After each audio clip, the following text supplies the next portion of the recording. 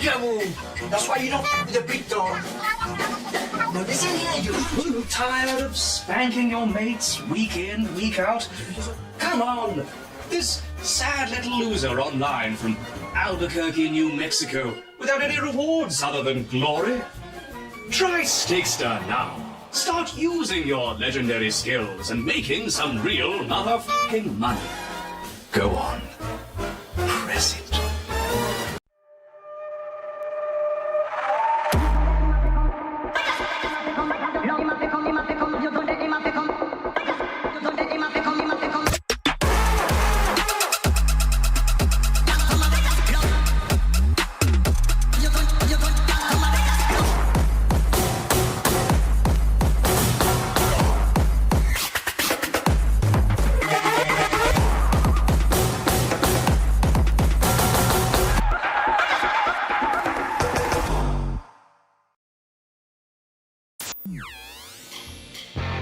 Parsec lets you play your entire library of games on any device, anywhere, with anyone, at any time.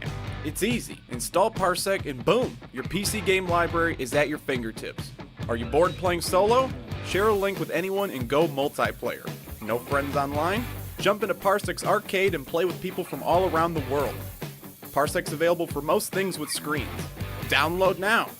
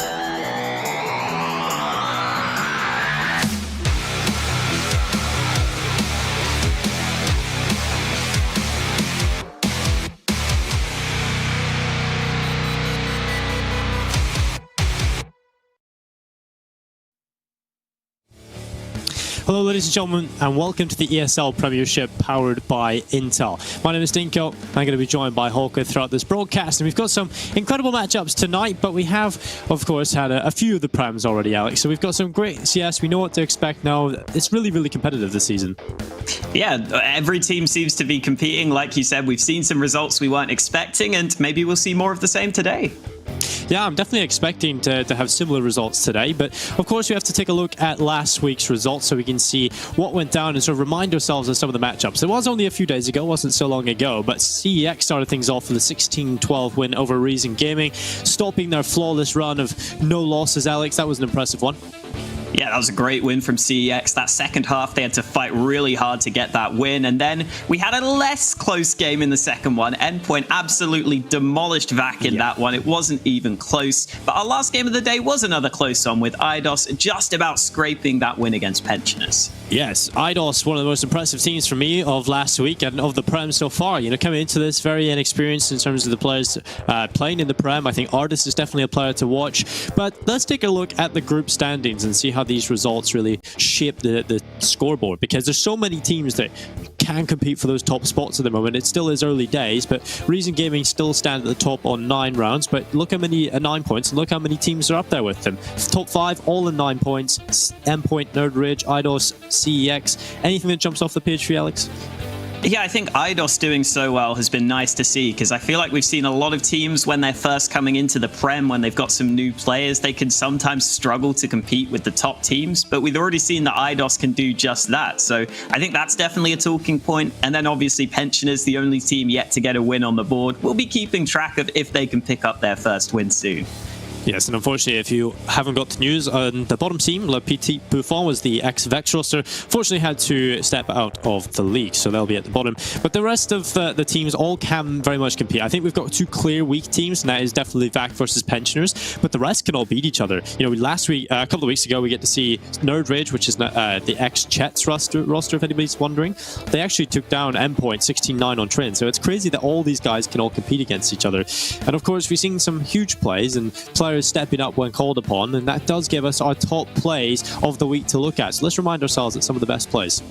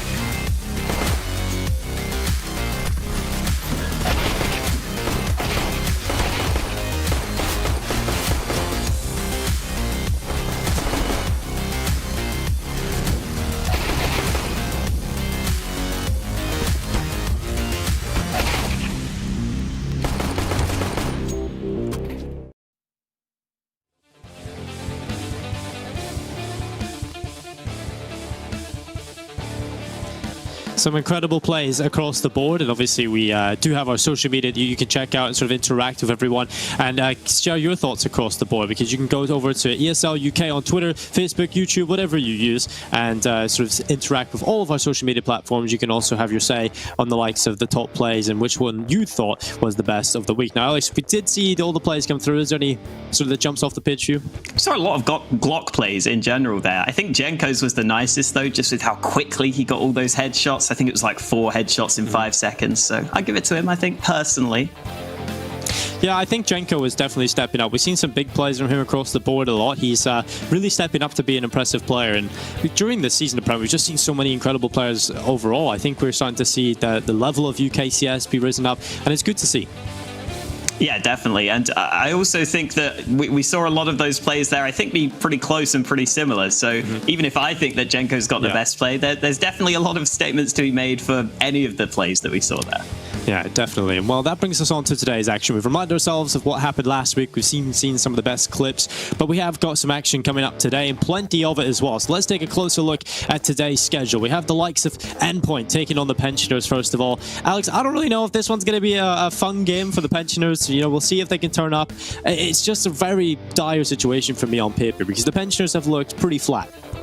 Yeah, it's hard to see where you'd find the edge for the Pensioners in that matchup, but hopefully they've found something that we haven't, because they're going to need it to beat Endpoint, who were in fine form last week. Then you've got Reason up against a VAC, another one which I think could be maybe a bit one-sided, but we've seen that Reason have got some maybe cracks in their team, so VAC could maybe show up here.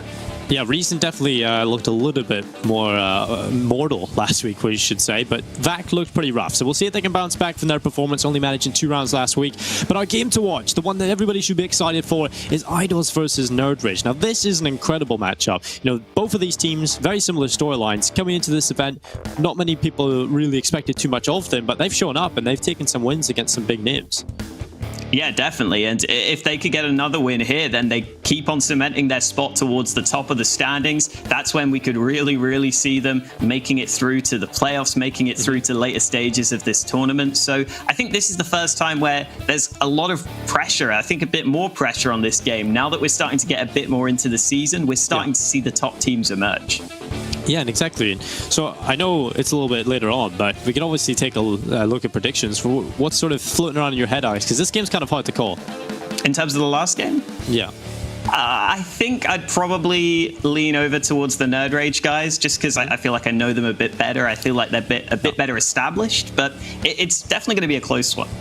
Well, the battle of the unknown quantities, but that is not going to be our first matchup. Our first will be Endpoint taking on the Pensioners. Now, we have to see whether or not the Pensioners will show up today in fine fighting form, the Silver Surfers, or will they fall flat on their Zimmer frames? You know, they've taken a look at the teams we've got. You know, Endpoint should be the favorites coming into this matchup heavily, right? Because Pensioners, they can be good, they can definitely show up, but I don't really think even on their best day, they should be taking Endpoint.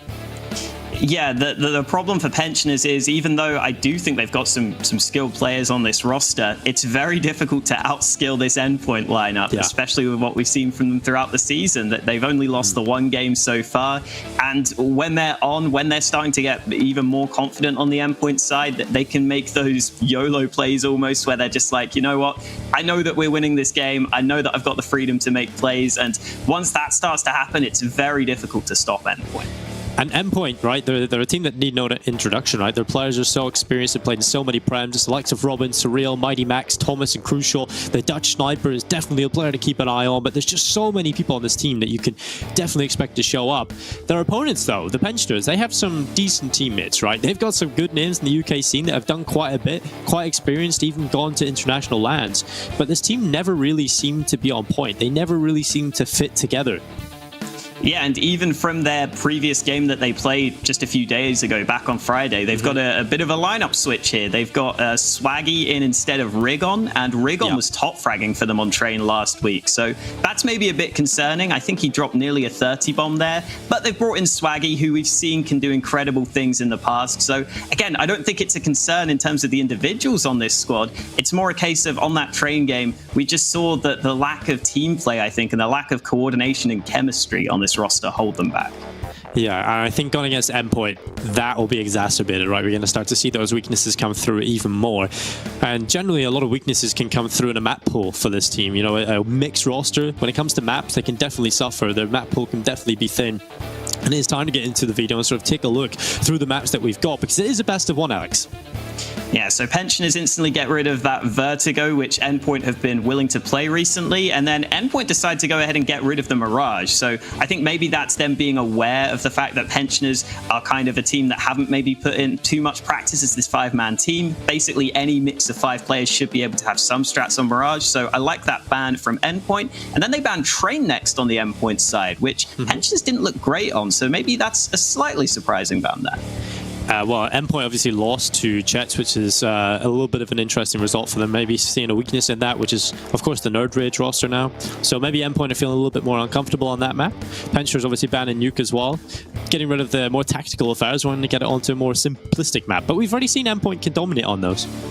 Yeah, definitely. We've still got Dust 2 in there. We've still got Overpass in there as well. I don't know how I'd feel about Overpass for Pensioners, considering that's probably one of the most tactical maps and the most slow-paced maps, so that would be a bit worrying. I wouldn't be surprised to see that go, but okay, Pensioners have the choice, and they decide to go for the Overpass instead of the Dust 2, so that's very surprising to me. Yeah, and Endpoint will be starting on that CT side, obviously the more favoured half for this team. If they can get off to a good start, that momentum can be very, very difficult to break on Overpass. So Endpoint might be just feeling comfortable right now with this map. I think when it comes to a veto between a mixed team like Pensioners going up against a team like Endpoint, you're always going to have to favour the solid team, right? Their map pool is just going to be so much deeper. You just have to play a map you're like, oh, okay, we can play it, we're comfortable enough on it. You can never really read too much into it, because you're never going to have as much preparation as a team. Yeah, I think we are probably seeing Endpoint as well go for comfort here. Like you said, in terms of just banning that train out in that second rotation, I think they know that as long as they're on a map that they do practice a fair amount of the time, they should have the edge on that front. And Overpass as a map is normally one where you really need those protocols. You need to have everything nailed down in terms of the early nade. So unfortunately, that means we're going to have to go to a break, and we'll see about our next matchup. Well, at least we've got a few more going ahead, but Pensioners have forfeited the match against Endpoint. So it's time for a break, ladies and gentlemen, then we'll be back with a second map ready for you.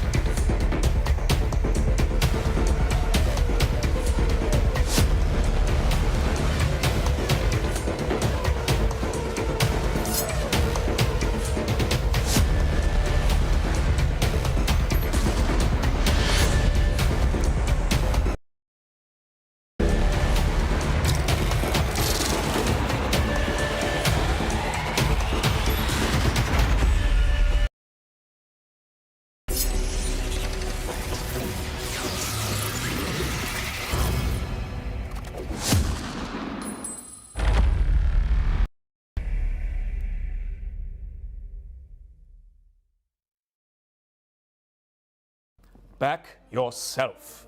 You heard me. Don't back a horse. Don't back a stranger. Don't back a man who dresses like a Chanel. You gem, you rock, you star. You train like a pro, you should be paid like a pro.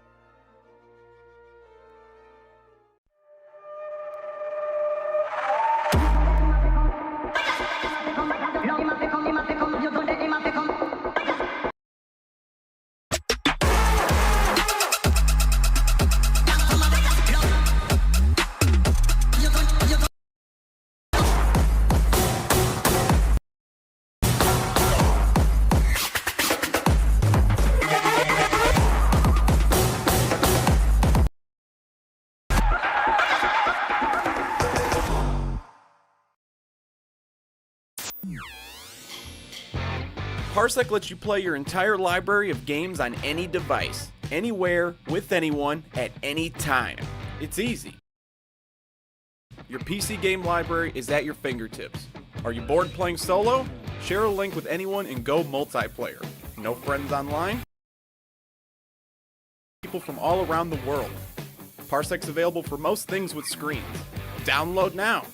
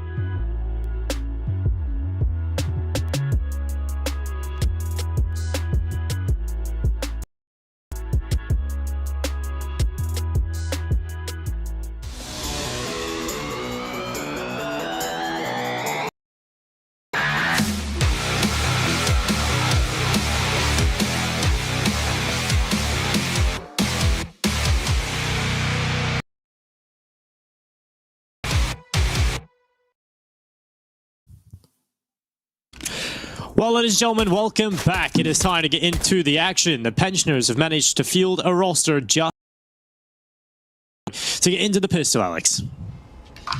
Yeah, we're going straight into it. Pensioners taking early connector control. They are starting on the T side with 5 seconds for them on the pistol round, while Endpoint have taken kind of the opposite approach. They've gone for a couple of players picking up the nades for the squad. They're working their way up through bathrooms, but Endpoint are playing this pretty passive. They're happy to sit back and wait to see what Pensioners are going to do.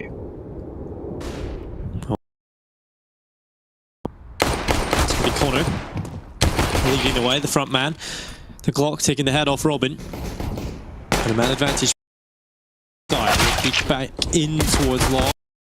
Crucial finding the headshots, and now it's into a 2v3. The CT side hold the advantage and Endpoint have the bomb. There's a big... They're going to have to script their way into this round. Luzza back inside the middle. Connor via the Long toilet side. He has to put the player off towards Long, who he'll take down. So 35 seconds. Luzza looking for this fight on the bomb site. Eventually, and the dink onto the second man. Surreal on a slither of health, but both T's are also fairly low right now. Surreal closing the distance.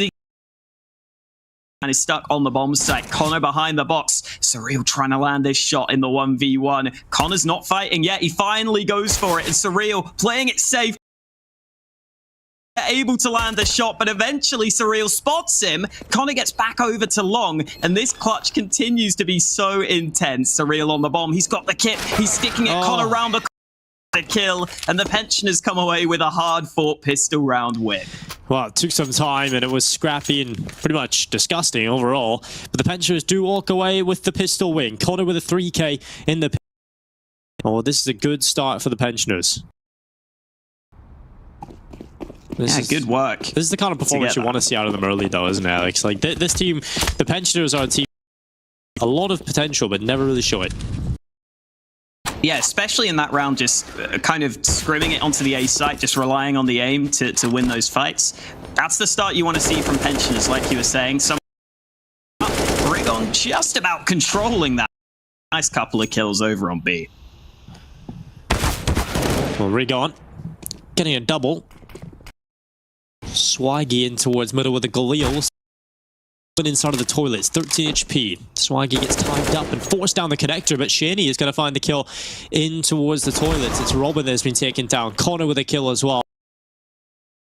1v5, so many players on the Pensioner side have been tagged, but none yet to die.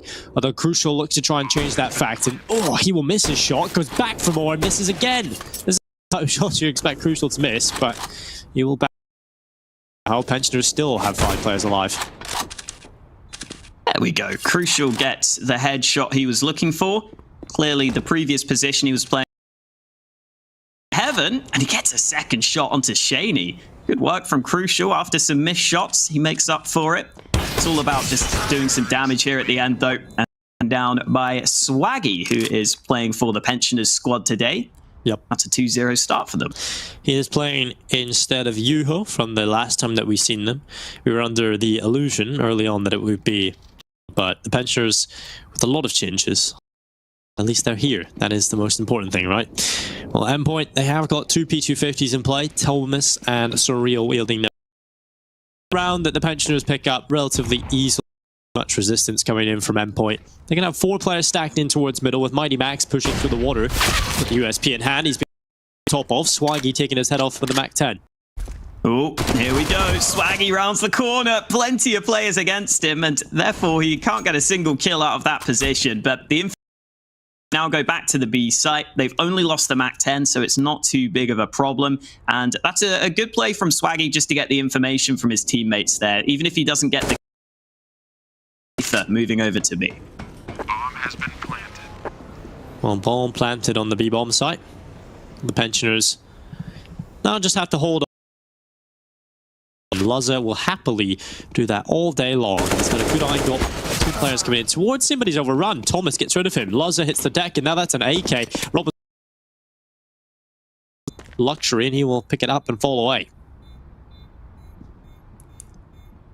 Yeah, Rigon investigating this area.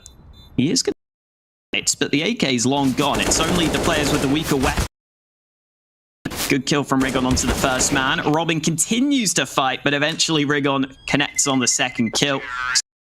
Trying to save this AK, and he should be 3-0 start for the Pensioners, but Endpoint make the most out of that round, considering their investment. And now we head into the gun round, where we'll really get to see what preparation we're going to see from the Pensioners squad, because that pistol round win mainly just came from them running onto that A site, relying on their aim. But now that we're into the gun rounds, we're probably going to need to see more come through. Yeah. Too often do we see underdog teams get off to a brilliant start, a fantastic start. And the pistol ones come through. That's when they just fall off the face of the earth. They don't put up the performance you'd expect from them. Endpoint are in that position. 3 over towards B at the minute. Now, Endpoint could be the team that pick up the first gun round and everything will return to normality, but the Pensioners have so much skill, it's hard to really predict if that will happen. Endpoint show a bit more respect for the skill of the Pensioners squad compared to when they were playing against VAC back on Friday, because they're not going for too much early aggression. They're just are going to do in this first gun round. The nade over mid might do damage, but Robin is going to have to back away.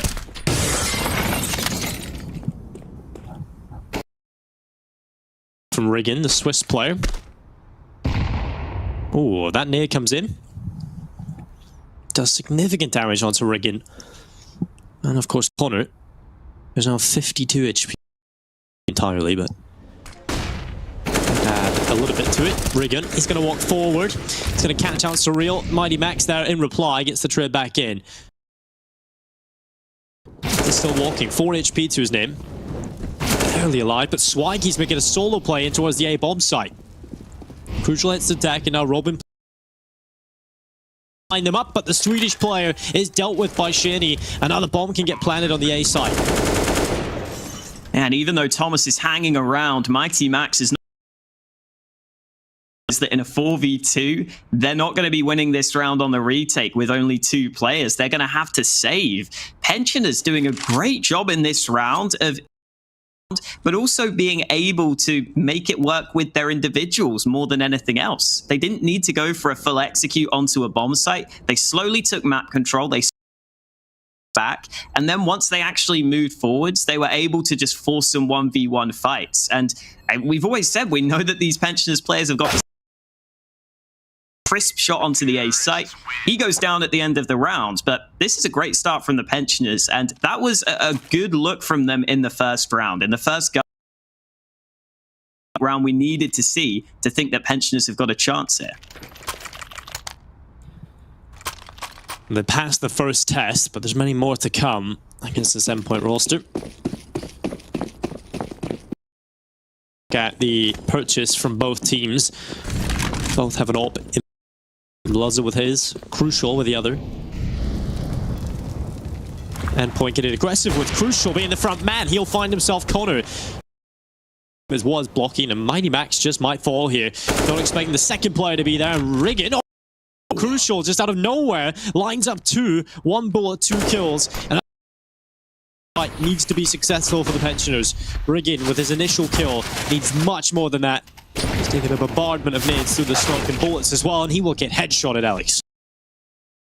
Yeah, and this is a round where Endpoint show a bit more assertiveness on the map, a bit more aggression coming in from them. I think that's what we want to see from Endpoint at the early stage here from them, but it was starting to go against them in the early stages. So Crucial gets aggressive. He makes the difference in this round with the AWP. He looks comfortable in doing so. Obviously, luck, but sometimes they're going to line up for you, and Crucial is in a position where he makes the most of it, and now Shaney is in trouble. AK out, somehow gets away with that, but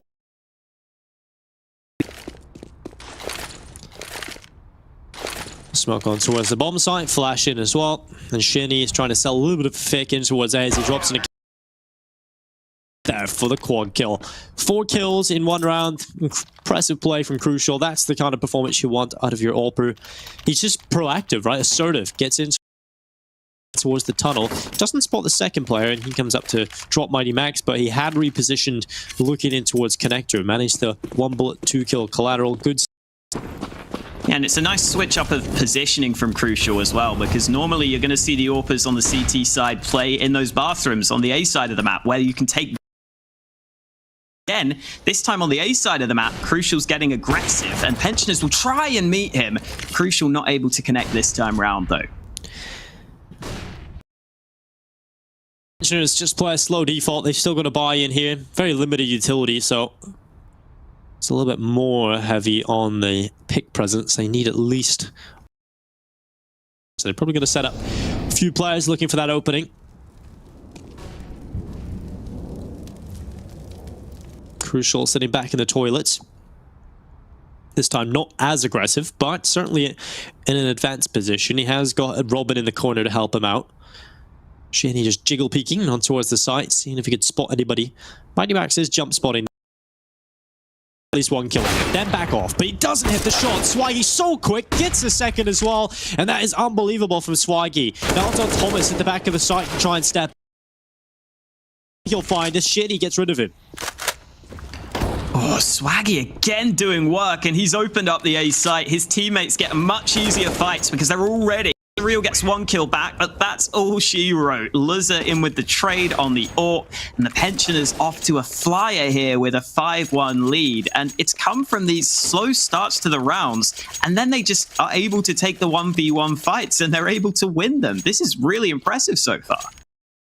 Yeah, there's just much more firepower for this team right now, right? Because it's a completely different team than we seen last week, so it's hard to even make a prediction based on this.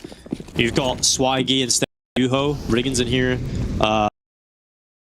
Jake M's missing, so we've got Shaney, and you can just see there's a little bit more firepower brought to the table. Yeah, I think across the... in these early rounds, it's been Swaggy winning these fights, but we could definitely see rounds where some of the other players find entries. This time it's Rigon getting aggressive, 2 players close, and the trade is get plenty of frags onto the B-bomb site. They shouldn't have too many difficulties from this point. Another shot from Luzza, and it's looking likely that we're going to see a 6-1 lead.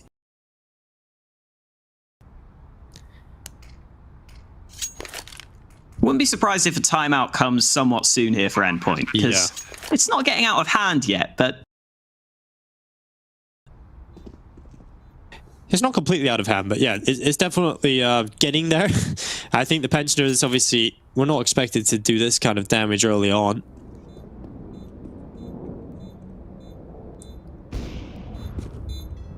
I think the one worry I could have for the way the Pensioners are playing right now is that they have been... rounds. So if that's going to continue throughout the half, then maybe Endpoint will start to hold on to some of their nades. They'll start to just play passively and just sit back. But then again, that's really what they've been trying, and they've just been losing the fights, even though they've been in favorable positions.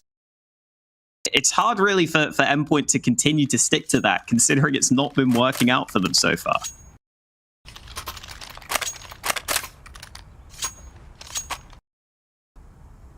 Well, let's see if they can change that fact. Robin is yet to get involved yet. He's certainly a player that can show up. Let's just get their system rolling.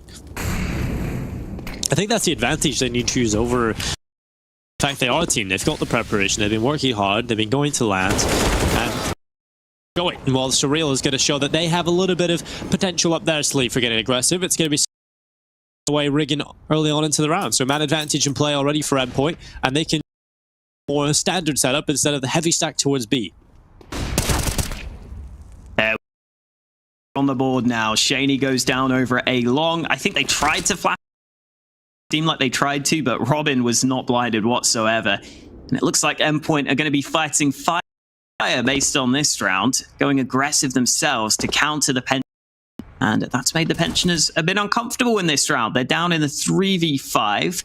Boost to see if he can maybe find an angle, find a way back into this. At this point, it's pretty heavily up to the AWPer to try and find a pick, because in a 3v5, you've not got too many chances.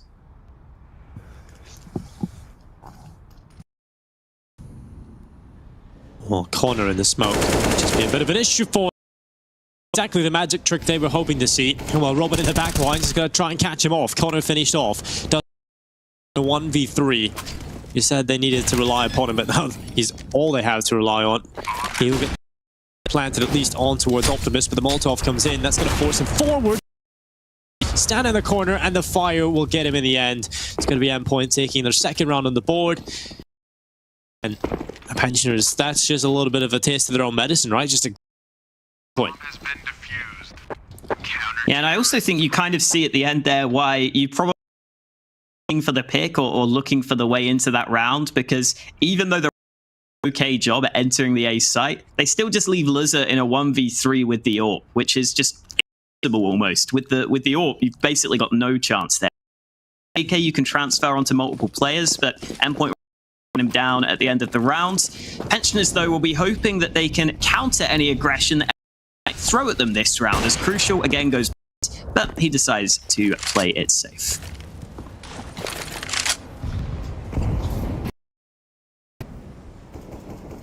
I think this is the first round where we're not seeing much aggression from either team, Dinko, until Rigon looks to push through Monster.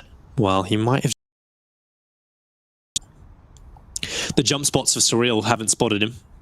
He also has the back of Connor, but that flash, that is so good. Surreal actually manages to do so much damage that the nade becomes lethal, and Rigon is picked off. Advantage. Just the utility usage from Endpoint looking a bit better. Not a bad. A little bit more impactful than that. Yeah. Thomas managed to kind of dodge away from it just as it was moving on in. Now the Pensioners will double back to the A-bomb site where... This is where we probably need to see some utility used to counter this angle. Will they do it though? Luzza has utility. There's the peak.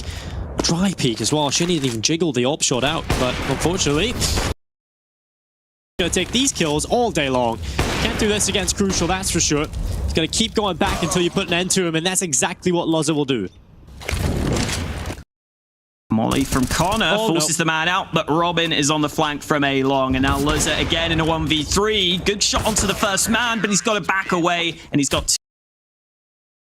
Arrives just in time, and Endpoint will take their third round win. And I think this is the worry I was having with those early round wins, was that, yeah, Pensioners were landing some nades being used, and like you said in that round, it's just a bit too easy for Crucial to get those first two kills and really halt the Pensioners push. Yeah, but look at the spawn as well.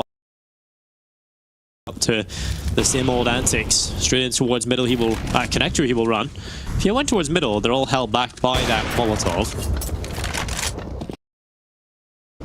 It will be Crucial taking the early kill. Luzza gone. Shady now hot in the heels of the mid players. The boost not working. Thomas gets domed. Ooh, Crucial goes off the angle at just the wrong time. Like you said, great shot from Rigon there to give his team a 4v4 position. Connor's still got the AK in hand, and Pensioners will slow it down. They've got connector control, so they can play with the rotations between the bomb sites. Left for the Pensioners, but a second AK into their hands. Kevlar now have the rifles. Unfortunately, though, they also have a man disadvantage thanks to that shot from Surreal. Yeah, tosses the smoke on it. But the Pensioners can actually play with this and just get back up into the tunnel. They're going to play contact through the smoke, it seems. Swaggy going in first, not really the ideal scenario with a bomb. Deagle through. If you lose Shinny, it doesn't really matter the whole lot, but Swaggy's going to start sprinting. Surreal in a perfect position to deal with this. There's the bomb. Hot hitting the back in, but Mighty Max, we've seen him in this position. Prems upon Prems, and well, he's here again, looking to try and end it. He's got one on towards Connor. Shinny on the back lines is picked off as side, and they are really starting to show that they're comfortable on overpass. It was pretty rough at the start, but they've worked their way back in. Yeah, and this is a suboptimal buy for the Pensioners, with Luzza picking up a 9. Shaney's gone for the SG, interestingly enough. Haven't seen too much of that since the nerf. And then decent nades on the rest of the squad, but they're missing that AWP, which doesn't even have a helmet either. It looks like Endpoint are starting to get comfortable in this game. Luzza will be forced away from Connector. He is not too comfortable in this position. Blowing open the door, so he will play it safe. And with the Pensioners leaving the bomb at T spawn, I think it's fair to say that this is again going to be another slow start.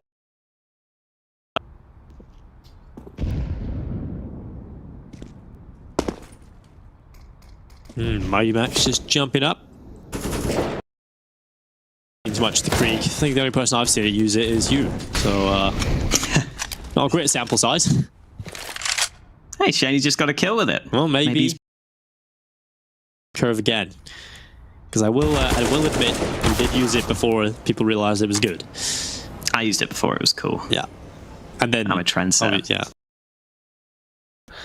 Mighty Max, has got that kill over towards the B-bomb site. Let's see if the currently have already got one kill under their belt, but Crucial is hungry and, well, nearly gets his meal on towards Lazar, but he's coming around the backside and he nearly drops Crucial. Those A players feel a bit vulnerable, but it's the B site play that's coming through. Swaggy, the man, looking for the entries again. This time, though, that is not a favorable fight. Surreal eventually gets Max again in position, but he can't get a single kill on the hold. That gives Pensioners a free bomb plant on B. Well, Robin is going to get aggressive up through the bridge. They haven't quite the perfect of timings, but Shaney is just spotting crossover towards short, so they have the info. It's going to get spammed as well. Robin takes the kill. It's all on the Crucial, and Connor with a double. Pensioners will get back to winning ways. Yeah, Connor again coming alive in the late round, similar to the pistol. He's up to 11 kills now after a couple of multi-kill rounds from him.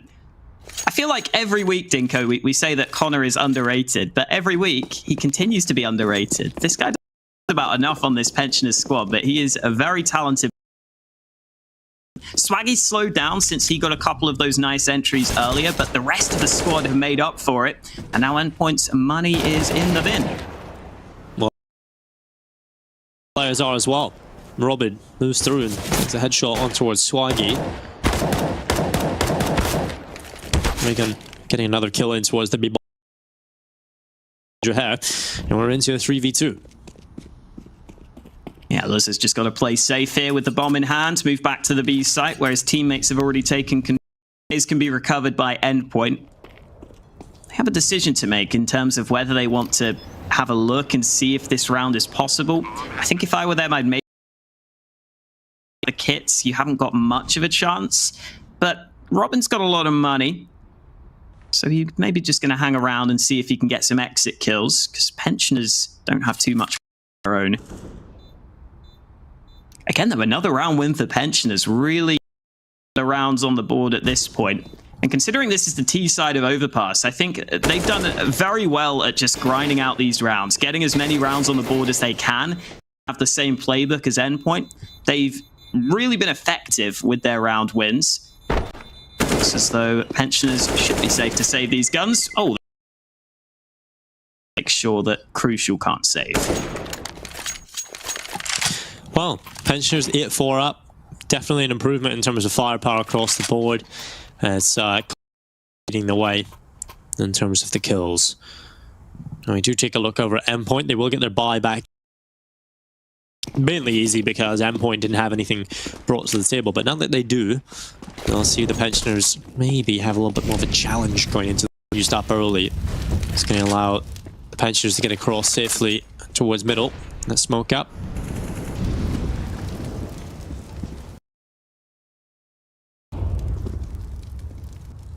Ooh, Thomas investigating B short. Rigon's currently in this corner, and Thomas should clear this. This is in the right place at the right time. Goes for a further fight, but Luzza shuts him down. It is Endpoint who come away with the advantage, though. Forward's going to be a headshot. Mighty Max gone, and Shaney coming back in as well. Crucial doing work on the bomb site, getting the double kill, and does leave Luzza now into a 1v2. Bomb is currently waiting at the bottom of the stairs. Recollected and reassume an attempt at this round. Smoke goes up and trying to sell that he may be heading into it from so far back as well, because it's coming from T-spawn. You can't exactly know where that smoke came from. He could be in middle, right? Because sometimes those smokes are pretty obvious, but that one is quite real. Smells it from a mile away. He's still chilling here, watching in towards short because you can rotate so quickly. The Lazar walking through the monster tunnel is going to be heading on towards the site. Lazar should be at least confirmed a bomb plant. And then obviously comes down to the 1v2 retake. Smoke deployed. Plant coming through inside of the smoke, and Surreal is just going to be walking in with this. He's already inside of the site, but Lazza needs to realize this. He hasn't checked water just yet. He hasn't checked the pits, so he hasn't checked it either, and he's still hiding behind the pillar. So for the meantime, could get a series of 1v1s here. Surreal, no, the timing. Lazza looks away, but he still stands behind the pillar. He'll find one kill. Now it's all onto Crucial, and he'll hit the shot with defuse will come through. It's a 5th on the board for Endpoint. Yeah, good effort from Lizard there, finding the gap in the defense to be able to get onto the B-bomb site. And then, like you said, the timing was so unfortunate. I think if he gets a clean kill onto the first man there, maybe he has a better chance. Maybe he has a bit more time to the other players pushing from. Doesn't happen this time round. So this time the Pensioners unable to win in the clutch, but they've already won a couple of clutches earlier in this game. Definitely a good try. Unfortunately, though, not good enough to keep them on a buy round. It's only pistols in this one, and Robin has opened things up.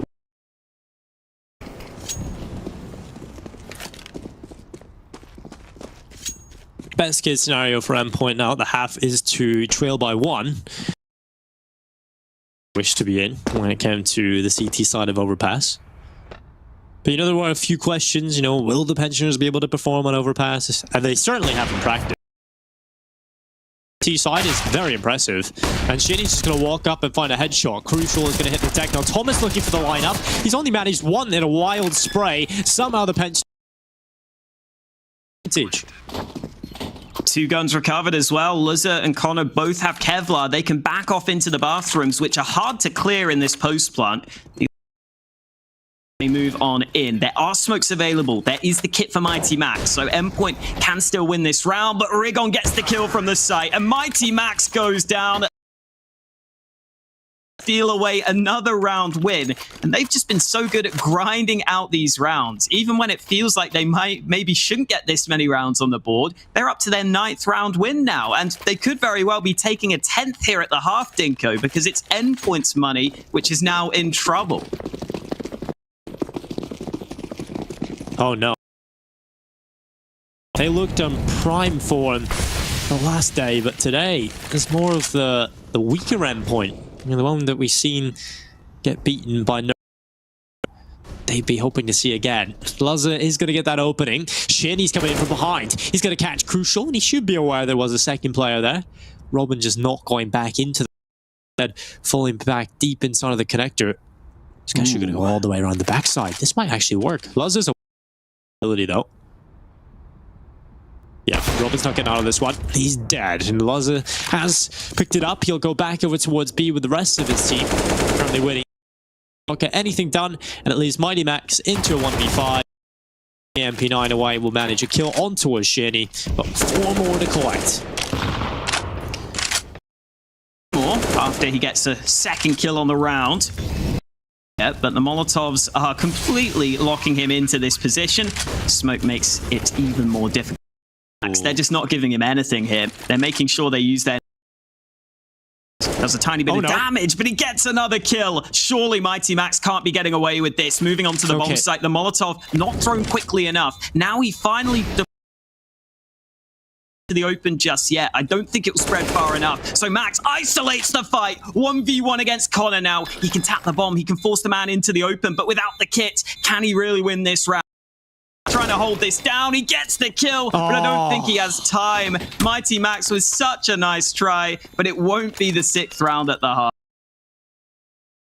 Mighty Max, what a try though. Finding all 5 players. It is an ace, but one that does not deliver a round win. That is unfortunate, but a great display of skill.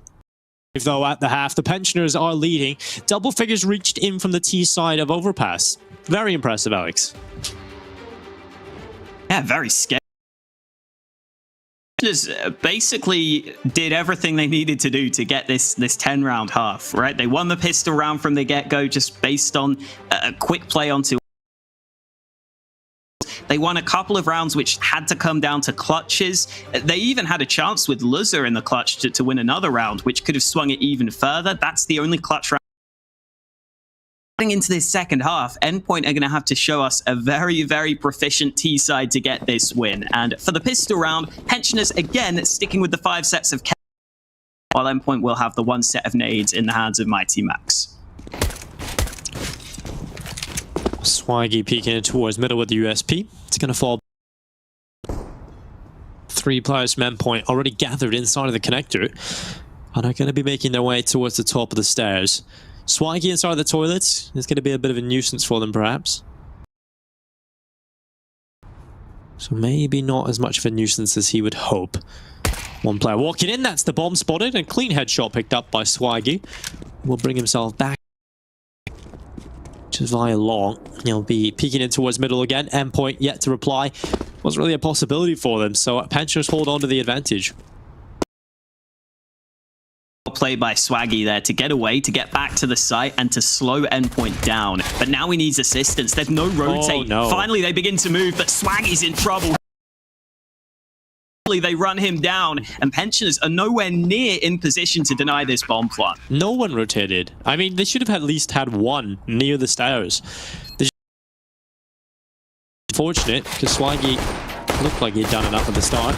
Getting a good chance on the A side, but crucial rattling shots over the Glock. Manages one in the chaotic spray, but it's Robin assisting him and denying the defusal.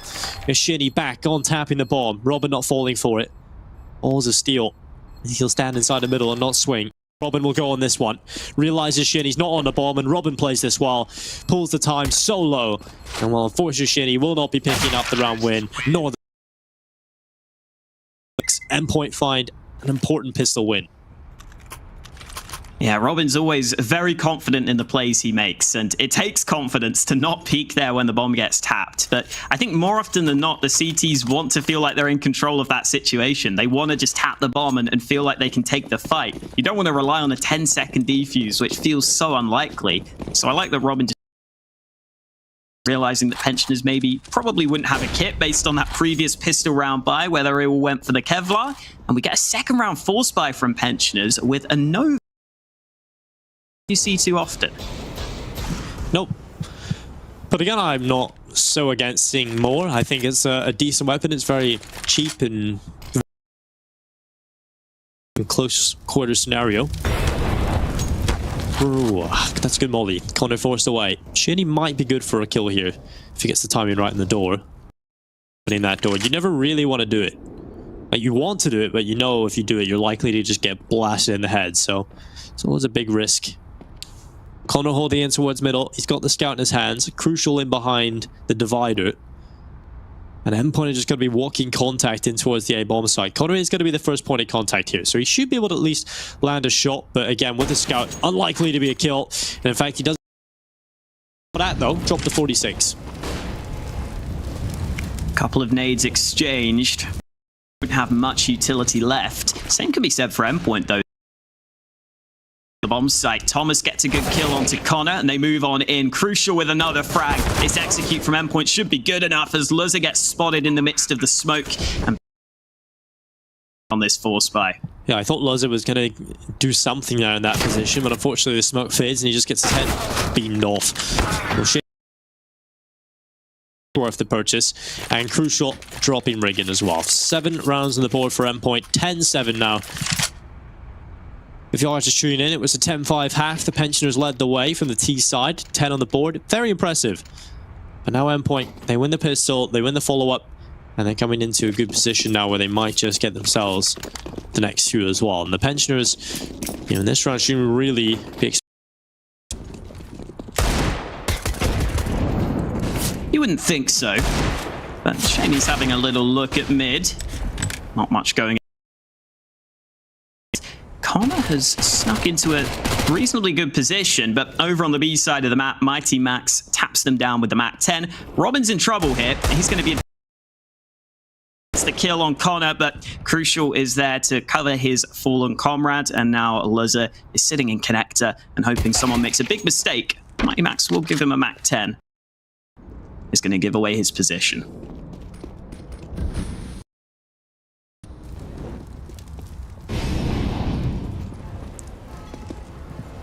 gathering outside of long. Endpoint sent 2 up through long side. Luzza, the sole player with the Mac 10, is on the other end of the map. So, yes, Endpoint will be picking up 8 rounds here on the board. Methodical, they don't want to throw anything away. No unnecessary kills. And in theory, right, when you look at Overpass and you're a comfortable team, you can see the Endpoint advantage come in is their utility usage, their knowledge of the systems that they've got in place on the T side. This would be where we get to see them have that advantage.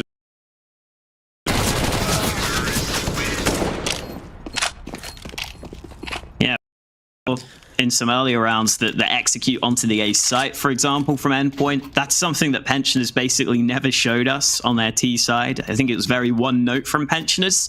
And as much as they rode that to 10-round wins, Endpoint probably do have a playbook, more that they can run in terms of their T side rounds. And now there's only a 2-round difference. Luz has got the AWP in hand. He decides not to peek mid. So Endpoint won't be in much trouble in the early portions of this round, though Loser gets the fight against Robin. No nades, not much going the way of Robin there. Equalizes the numbers straight through the wood. That's one way of trading, Alex, isn't it? It's just crazy shot. Oh my. Crucial. I don't know if he took the shot like, you know when you quick switch and I think you hit the shot? Or maybe you just didn't see him and the timing was off. 2 possibilities there. A little bit unfortunate. Riggins going to come through. Surreal at the top of the connector. Now that's a perfect push, but that one isn't. Connor walking through Monster on his own, gets caught by Thomas. Yet again is the equalizer, but that's the bomb. Crucial help. Scenario there. Survives at 11 HP, but Luzza, the man that opened things up, is on the other end of the map now. Up towards Heaven, catching Mighty Mac, trying to get back in towards the site. And he's going to be looking for... Still inside of Heaven, but he needs to start delivering miracles here. The Pensioners need their way back into this. And Shinny from the Monster is going to fall to the Monster Thomas. And it's into a 2v1. Fakes the drop with the USP. No one buying it just yet. No one peeking. As Luzza will eventually drop inside of the site. Swings. Luzza takes a little bit of damage, but not... And there's the fast shot. But Thomas completes it with a quad kill. Oh, Thomas opened up the round for Endpoint with that wall bang and enclosed after trading his teammate. Pensioners making that somewhat close, but after all is said and done, Endpoint come away with the round. And now they are getting rolling on their team round where Pensioners have to take a weak buy. They've got the pistol. They went for a force buy previously and basically got no reward for their investment. So this time, frags. Again, a bit surprised to see Robin at the start of that round just PK long like that. Yeah, I think Luzza pretty often AWPs over at A long, and I mean Luzza, I think that they may be aware of his tendencies to some extent, but either way, it doesn't cost them in the round because Endpoint make up for it on the B side of the map. Pensioners are at B. This time the timing's just right though.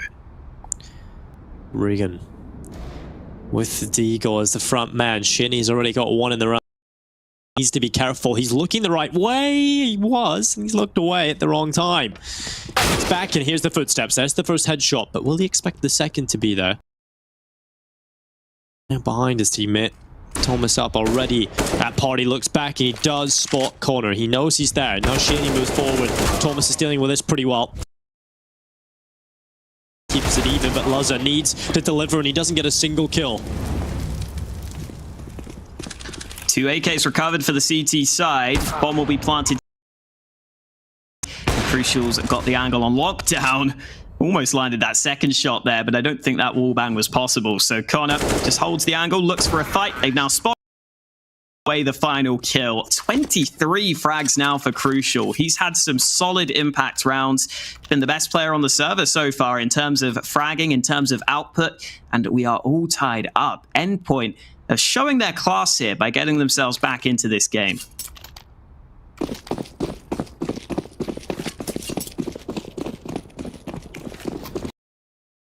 Endpoint being online towards the end of that. You know, Mighty Max, even though he didn't win the round, he was definitely showing that he was waking up on an individual level with that ace coming through. Endpoint now in the second half have just been unstoppable. Haven't lost a single round in the second half just yet. Yet another challenge being presented to them. The gauntlet thrown on the floor once more. But there's a buy coming in from the Pensioners. All in the hands of Lazar that was hitting some shots in their first gun round of the second half. Took a heroic performance out of Thomas, actually, to...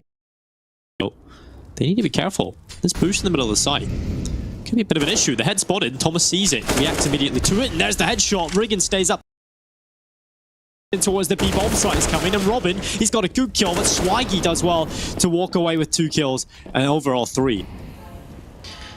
Smoke lands on the side.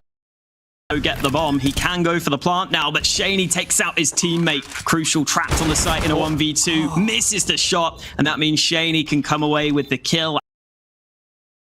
I thought Crucial might have had a chance there considering the game he's been having, but Endpoint fully commit to that B site, and Pensioners looked full away. They were very ready for the push. The boost gets caught, which obviously gives them the information that there's a few players on B, and then they're able to just slow it down enough. The thing there for the Pensioners is I think they lose that round if Swaggy doesn't just stand in the middle of short and get 3 kills. Like, if he doesn't do that, then I think that round's over. At that point, we're just hitting the shots, running in towards the site. Well, yeah, they made the... But the boost fell, the second kill came in quickly on the site itself. Swaggy bailed them out of that position. So really big performance from him. He hasn't got a whole lot to... M4 is enough for him, it seems. He gets another kill. Yeah, these silenced M4s are seeing a resurgence. That was a team flash, which we won't talk.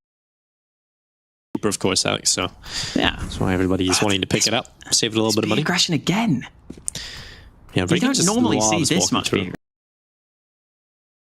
Paladin, you just kind of do whatever the hell you want, right? He'll just keep doing it until he's stopped. Luz inside the middle, he's going to spot ahead, and he's going to drop Crucial. This is not good for him. And map control, they're being flanked at the minute as well. Oh, 3v5 and this flank. Shaney's in the bathrooms, he gets away with it. How does he land the headshot out of that position? Robin gives the game away, and Rigon has the execution in from behind. Wow. Pensioners not losing a single player, and I think that was the right round for Rigon to go for the aggression, because like you were saying, we've seen the aggression so far throughout this game in a... So Endpoint, in that previous round, they did go for the B play. They ended up losing out. So you can maybe expect it to be more likely. They'll try and have a look up at A at the start of the round. And yeah, it's a brilliant time to pull it out. And, well, look at Endpoint's money, Alex. It's not good at all. Just the Glocks in play, though. They'll be saving as much money as they possibly can. Here, Robin looking for a kill, but Shinny walks away with a double. Luzzer there with the AWP, gets himself an important kill on Crucial. Luzzer swings into the bathrooms, and everything starting to look really, really good right now for the Pensioners. And well, it's 13-10. They are 3 away from victory here on the CT side. 3 away from upsetting the Endpoint. And getting their first win as well. Yeah, that's very true. This is the game that we were expecting to maybe be the most one-sided of the day, but starting to show us some of those flashes of potential that we saw in previous games, but we're seeing it much more consistently now. And Endpoint are going to be feeling the pressure here. This is around for the fight, but Robin holds his ground. He's looking for a second player here. Rigon going into the open, but there are too many players against him. And Endpoint this time come away with the early edge. Attempt a little bit of aggression now as well. Wow. He's going to hear all of those footsteps as they run over towards B. He can get the rest of his teammates who already are in position, but he can let them know it's certainly going to be a B hit.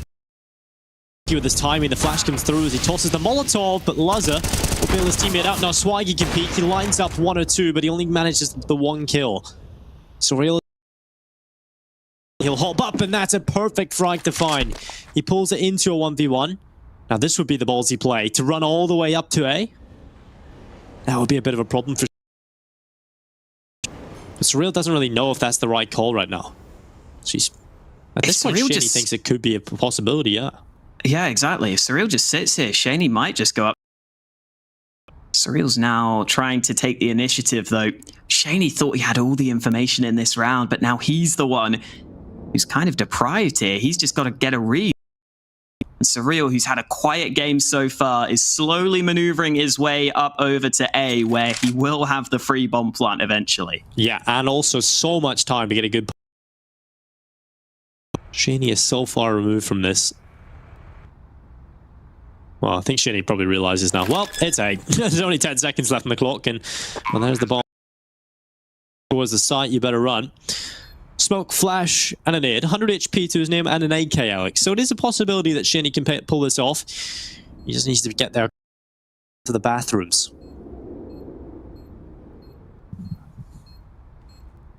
So much time bought here just by Shaney rotating half the time. Well, he's just going to commit to it. Smoke onto the bomb, pulls it off, hopes that Surreal pushes into the open, and that's exactly what will happen. Shaney pulls it off, 24 kills. And a 14th round on the board for the Pensioners. A huge round from Shaney. He does only manage the 1 kill, and it is in the 1v1, but he pushes through, and he gets all that information for his... Them winning that 1v1 retake is huge from Shaney. Yeah, it almost looked like Surreal wasn't comfortable spraying into the smoke to try. That was probably the safer play if you want to make it, but he wanted to just see if the player was on the bomb or not first. His life. That means that Pensioners are now 2 rounds away, and at least point gives them the money as they go for some early aggression into B short. Yeah, and they're going to send quite a few players to be the man taking the early fights. Forced away from the angle, caught with a Red boss comes in, it's Mighty Max lining up 2. And now look at a 3rd as well off the back of the Mac-10. The cheapest weapon in play. Work. Crucial with a headshot. An endpoint. Now we talk about practice they could have had. This advantage. And the round that works for them, Rush B with a Mac-10. Yeah, Pensioners just not ready for the switch up, right? They haven't seen too many. The Mac-10 rushes onto the site. They're throwing nades. They're thinking the endpoint aren't going to go that quickly onto the B site. So a good time to call for the switch up on the endpoint side. When you know you need to win this round to have a chance of winning in regulation. But I think that's the exact call that they needed to go for. And to see Mighty Max as well get...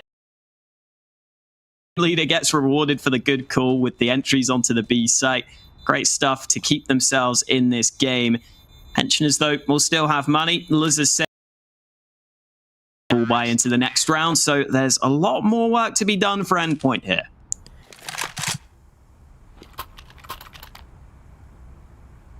More, but first step in the right direction.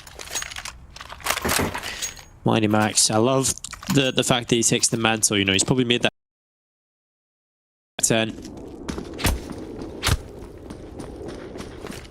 That is an impressive showing. Nick goes through. Just going to take a little bit on board, but not a whole lot. Again, walks in towards water. That's aggression again paying off for the Pensioners. Ooh, maybe a bit too much this time, though. As you said earlier, opening that door, always a danger. Someone can just be holding long range, and Shaney's pushing connector off the back of that, though. Luzza lands a shot over at A long. Flashbang being dropped as he goes for the re-aggression, and Luzza is hungry for blood, but Mighty aggression. It's back into a 3v3, but again, Dinko, they've got a man in the back lines, and Mighty Max has the bomb. Oh my god. Oh.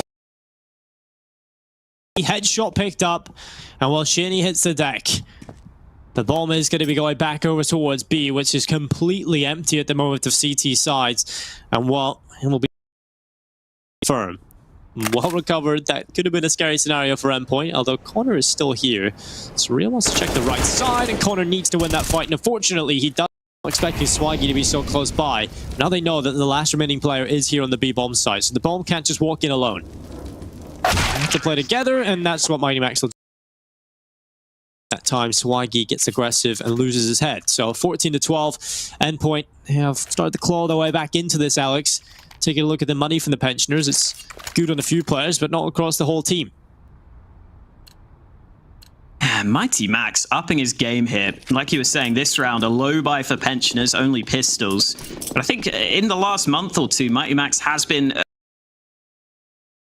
usually see from him, which I think is a great sign for this Endpoint squad. He stepped up to be the second top fragger in this game, only trailing Crucial, who has slowed down. But the pistols in this round for Pensioners, as you pointed out, probably don't have too much of a chance. Luzza saving up a ton of cash. Rigon, who has low money, might be requiring a drop in the next round. We'll wait and see. Shani mollied off that angle. Decides to reposition. And just slowly and methodically taking the map control here.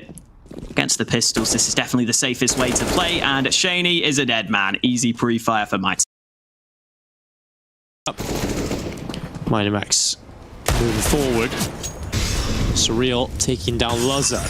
Just Eagles in play here for the Pensioners at the back. Back up, trying to connect a little bit more. Unfortunately not landing too much more just yet, but he's still alive. He still has that opportunity up until this point. Swaggy now on his own. Swaggy's been impressive though. He's a player that I feel is starting to get.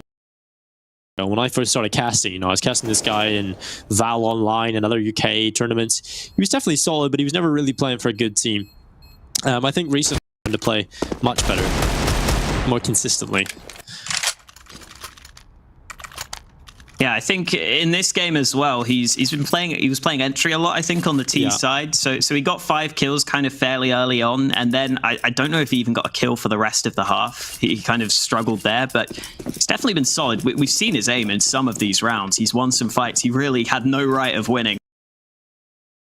Aim again here as Pensioners go for the full buy in round 28. Luzza's got the AWP and the peek off the back of the smoke. Almost lands the shot, but not able to connect this. Will be backing away, playing it safe. Shani and Connector was in a vulnerable position, but he will be fine. Luzza babysits him and gets him back to safety.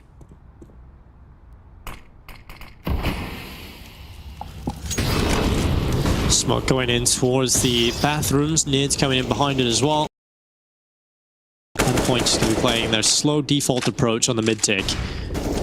Luzza swinging to the left side, wants to pick up, and he misses the shot. A little bit unorthodox for Luzza. He's still alive, hasn't fallen just yet, and the fight ensues towards long. It's going to be Shani who wins it up against Robin.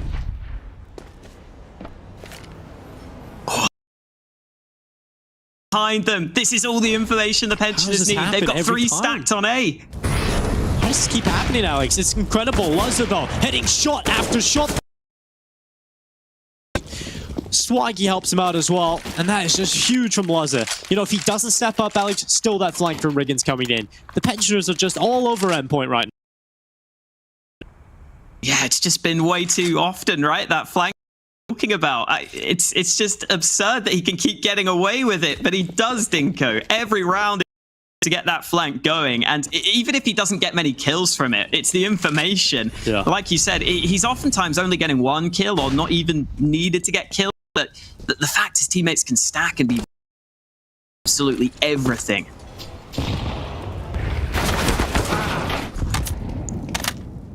Well, Connor into a 5v4. Mighty Max will get rid of Riggin. 4v4. Equilibrium. They have to fight for overtime here, endpoint. Gathering everyone.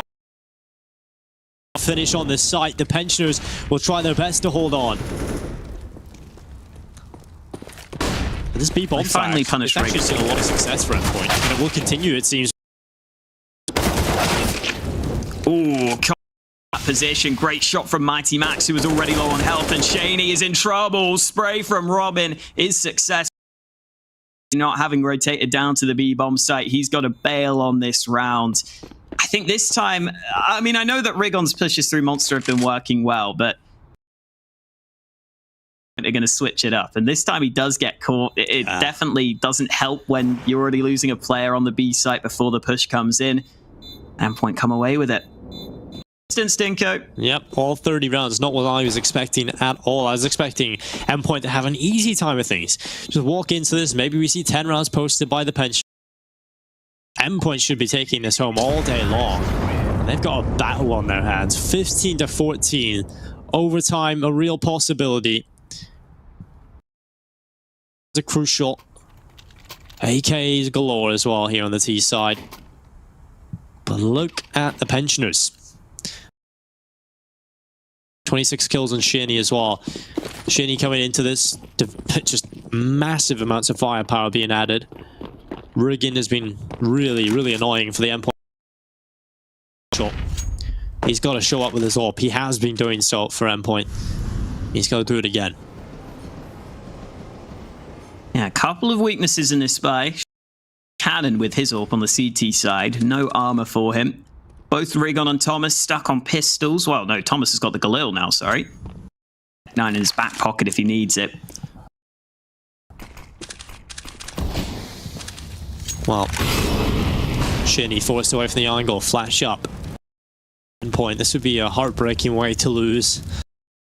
Not all the way back to 15-14. You have to remember, the half was 10-5 in favor of the Pensioners. Endpoint have had to do so much work to get into the... But the Pensioners have not let up. Slowly working their way up through A, getting ground, getting into position where they their play. Flashbang clears A lock. Don't have to be worried about. This is holding close to the bathrooms. Pensioners currently with 3 players on this A bomb site, and Endpoint look to be lining up some position here. The spam does a bit of damage to him, but he's fine for the time being.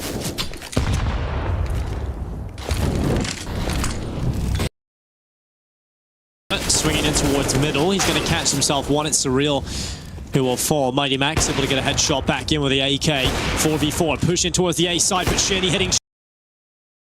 He's looking for the 30 bomb. That's 3 kills picked up for him.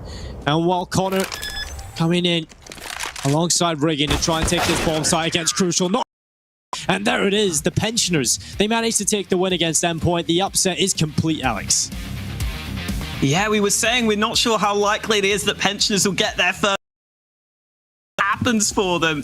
Just goes to show that this season of the Prem is so competitive. Yep. The team yet to get a win beat Endpoint, the second-ranked team, the team we were expecting there towards the top, and all of a sudden that really makes everything wide open. Yeah, it's crazy. Endpoint have lost twice now in the Prem as well. This is not. They'll be looking for a couple of weaknesses coming through.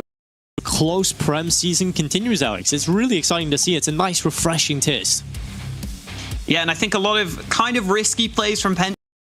They knew they had to make some risky plays. And if you get a feel for the game, if you get a good read on your opponents, then it may not actually be much of a risk, because you realize when you can get the timings right, get the aggression, when you can throw Endpoint off. Did that so well throughout this one. Yeah, they definitely did. I think we've seen some crazy plays coming in from the Pensioners. Clearly Shinny providing so much firepower as a stand-in for this team. And even in that last round, right, just popping off of the AWP, showing that he had the potential to go on to do great things. And we've always known that he's a very talented player. Incredible shots himself, Alex. Yeah, he definitely started this game really well. Had a couple of huge rounds. I think on the T side, he maybe slowed down slightly, but it was a big part of why Endpoint were even in the game to begin with from some of those CT rounds he was able to pull off. Yeah. Unfortunately, though, it wasn't enough for them. No, it definitely wasn't. This is not the start they would be looking for, and I feel like it's almost more heartbreaking when you make it 16-14. You've pulled all the way back in the second half. If they'd just done more in there, but they might be able to win this. Yeah, definitely. And even on that T side, there were rounds where I'm sure they would have felt like if they just held a default to just pick off Rigon and get that position that they could have closed out the round from. But throughout the game, Pensioners were able to just consistently get flanks going, consistently step up on that A site. There were a bunch of highlight plays with AWPs on A. Yeah, there was huge amounts of highlight plays. Shinny and Luz, obviously, who were just on your screen popping off like abs. Definitely our consideration for being the top performers, but we had so many across the board, Alex. It's really difficult to call who was the best player on the server, but you can have your say over at social media at ESL. Vote on who you believe was the best player and deserves that spot, because for me it's too hard to call, so we'll leave it up to you guys. The options are Shinny, Luzza, and Mighty Max, and Mighty Max you have to remember is an in-game leader as well, Alex. Yeah, he made some big plays to keep them in this game for sure. So seeing Mighty Max on there is nice. Not nice considering they lost. Maybe not as nice as it could have been. But obviously, Shaney and Lizzo will also make it. It was such a close game and there were so many big plays. It's really hard to pick one player out, honestly. Well, our first game of the night was brilliant. We have a second one coming up after the break as well. That should be a fun one to watch. We'll see if the VAC boys can roll back into things. It seems to be a day for the underdogs. We'll see if they can show up after the break.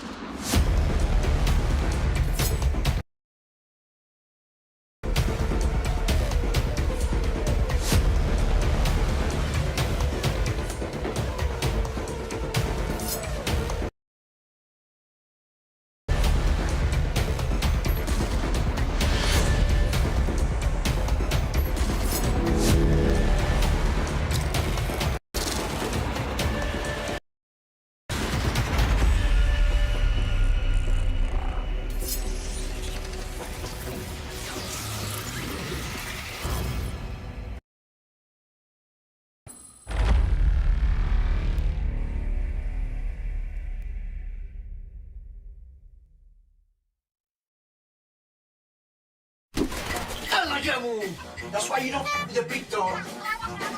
Now listen here, you. Tired of spanking your mates week in? This sad little loser online from Albuquerque, New Mexico, without any rewards other than glory? Try Stakester.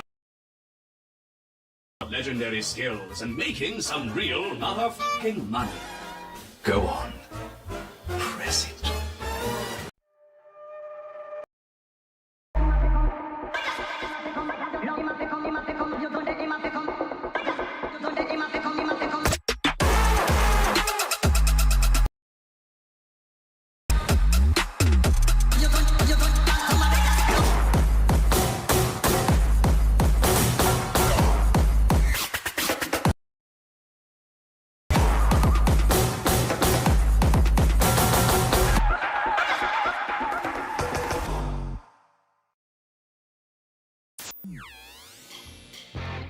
Parsec lets you play your entire library of games on any device, anywhere, with anyone, at any time. It's easy. And boom, your PC game library is at your fingertips. Playing solo? Share a link with anyone and go multiplayer. No friends online? Jump into Parsec's from all around the world. Parsec's available for most things with screen. Download now.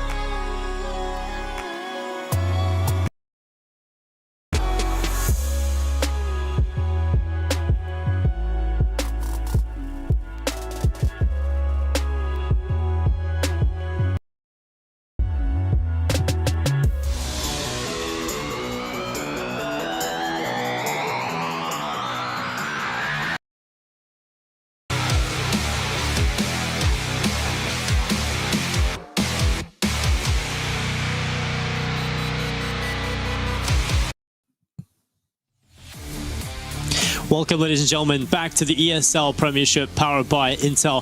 My name is Zinko. I'm going to be joined by Hawker, and we've just seen a that has shaken up the standings a little bit, and it does place one of our teams that we're about to get into, VAC, in last place at the moment. So they've got a lot riding on them to try and get a few points on the matchup, Alex. This is going to be a fun one. We've got the likes of the VAC roster, who have got a little bit of a problem overall in terms of getting rounds on the board, getting wins on the board last week, with only 2 of individuals, taking on the likes of Reason, who just recently lost their flawless run.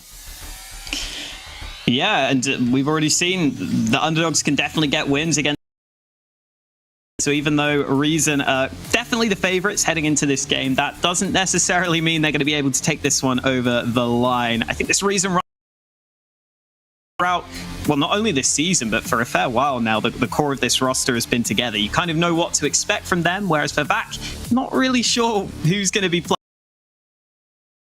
Yeah, and obviously the Reason side, when you take a look at this roster, it's a lot of the ex-Fierce guys, right? So Astro, Fry, Pulse, Stanley, Jenko, these guys are all incredible. And was Jenko, he was showing up, and he has been showing up, so he's a player to keep an eye on. Obviously, we know what the likes of Frey is. He's basically like the Iceman of CS. He just really has the same emotions no matter.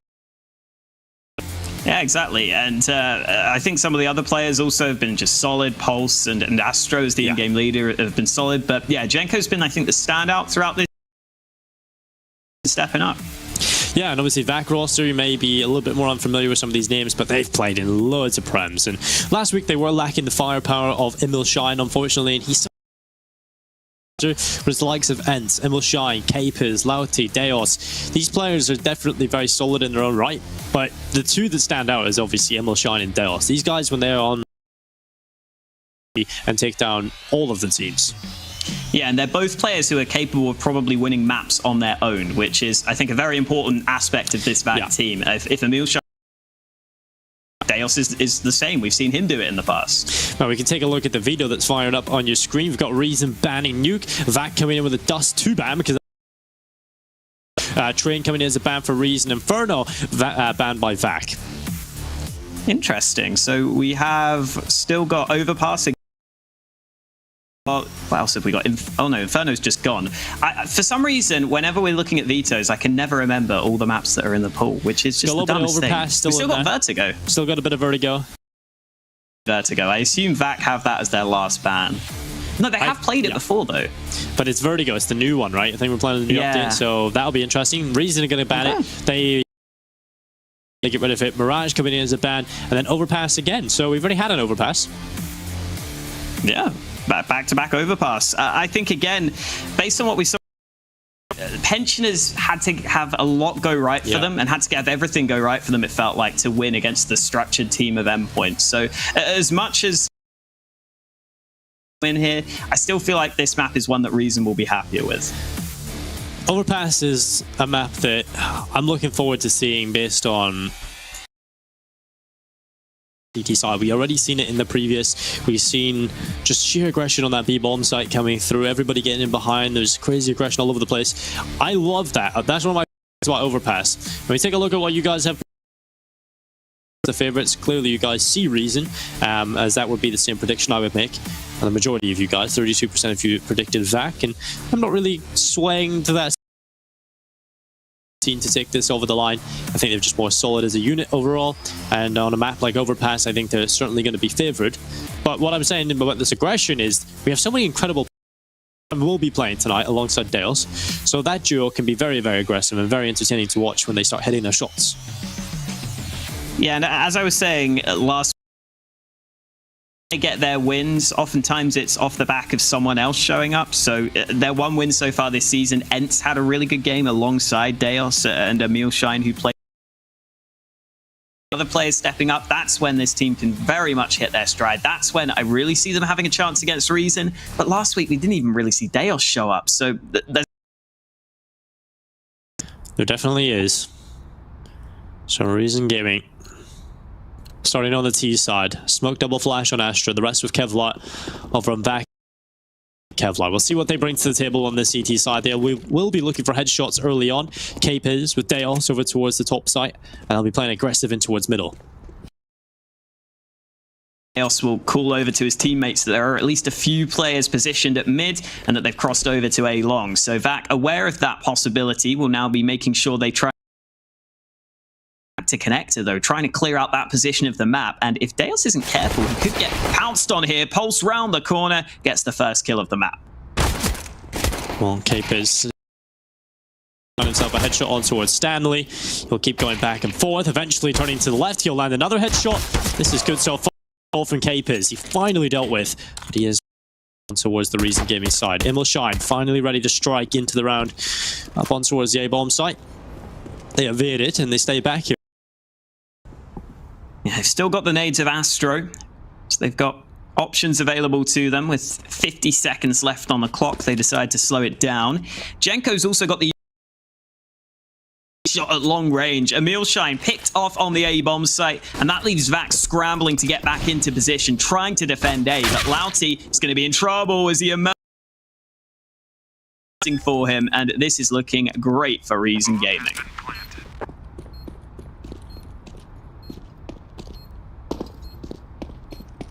Things down because they lost so many players early into the pistol, but they immediately go back, they retract and come back on towards the A site when ready, and will enter sprint. So many players to find, and Astro puts a bullet between the eyes. It's Reason with a pistol, and a good start here on Overpass. Yeah, right from the get-go, we see a willingness to play it patiently on the Reason side. They don't get ahead of themselves. They're happy, I think, and comfortable making mid-round calls once they get into the 3v3, which is what you'd expect from a call that's something that once Vac head onto their T side, we're not sure whether they'll have that, but it's obviously Astro making most of the calls for this Reason Gaming squad, and that time he made the correct call to go onto the A site. He's taking that solo fight with the USP. As soon as he gets that kill, that makes a huge difference in the round. We'll see if Deus can line up these flashbangs, though, into mid. Flash forward, managing 2 kills off the back of it. A third. Make it 4. This is unbelievable. Cape is still Astro player. Yes, it may be against pistols, but it's an impressive coming in towards middle, just cleaning them up with a Galil. And Fry was kind of quiet in the previous game back on Friday. I mean, he's always quiet. Never heard the guy speak. Quieter on the server than I was expecting, though, is what I'll say. Normally, he lets his fragging do the talking. As great of a performance as we were maybe used to seeing from him. So, get some kills early. That should help him feel comfortable. However, this is the full buy round for Vac and by Lauti. That's another gun we're not seeing too much of. It's pretty decent. There's definitely some positions where it can be useful. Yeah, I think the AUG is much better than the SG now, so you can probably be picking gun, taking a fight against it constantly. I actually started to see that today when I was doing a little bit of the DreamHack qualifiers. Seeing a little bit more AUG usage. Capers sitting further back in middle. It's going to be a headshot picked up. Jenko able to reply, and now we're into a 4v4. While Ents pushes on the B side of the map, so aggressive stance is taken across the map by Vac, and it works out for them. Ents giving his team the lead, and Reason continuing to see if they can spot some more aggression from Vac. But now that Vac have got the lead, they're not looking as likely to play aggressively. Deus, though, is going to spot, baits out the shots and gathers the information.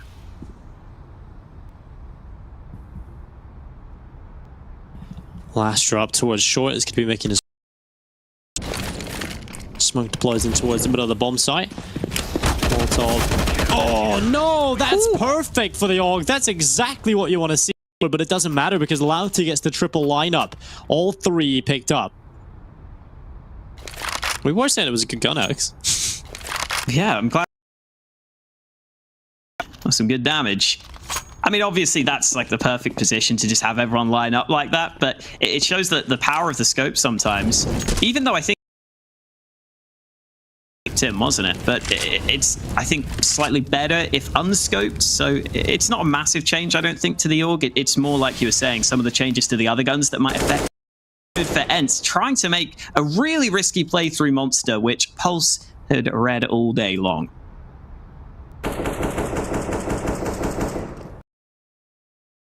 Astro's going to be the front man. Just making his way through the smoke. Louty needs to be careful. He's not going to peek with the flash. Instead, Dry peeks in towards Astro.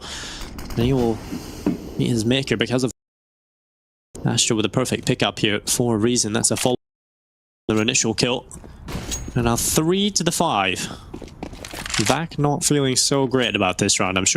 It's not like they didn't have any utility either when they were going for that peak. Like, trying on Louty that he could have thrown himself. Emerald Shine has a flash as well. Yeah, and it's also the is trying to make plays here. It's not Emil Shine or Deos involved in the early action. I guess Louty, sorry, got that previous round, so maybe just trying to keep the momentum going. No discipline showed from Vac in this round. Deos, though, holding back, drops the bomb. That's some good information. He gets a second kill. Deos, 3K, snipes the player in the back. They're going to have a tougher time than they thought in this round. That's the kind of showing you want out of Deos. 3 kills being picked up. Now the bomb site towards A has been taken. They're going to be having to work for it hard, though. Emerald Shine is in behind the smoke. In Bank, he's going to be moving through. He should have been dead, but he still wins the battle against Fry. That was on Jenko. Oliver, and he's got one in towards Bank. The second player low on Optimus. Jenko's dropped to 9 HP, and he'll swing. Capers takes him away. The AUG collecting yet. Really rough for them, but Dale stepping up with a triple. Now, this is what we were talking about. These players are capable of winning rounds or making plays that contribute to round wins. Even when Vac are down in a 3v5, as long as Deos and Emil Shine are alive, they can absolutely just step up and make a play to get their team back in the round.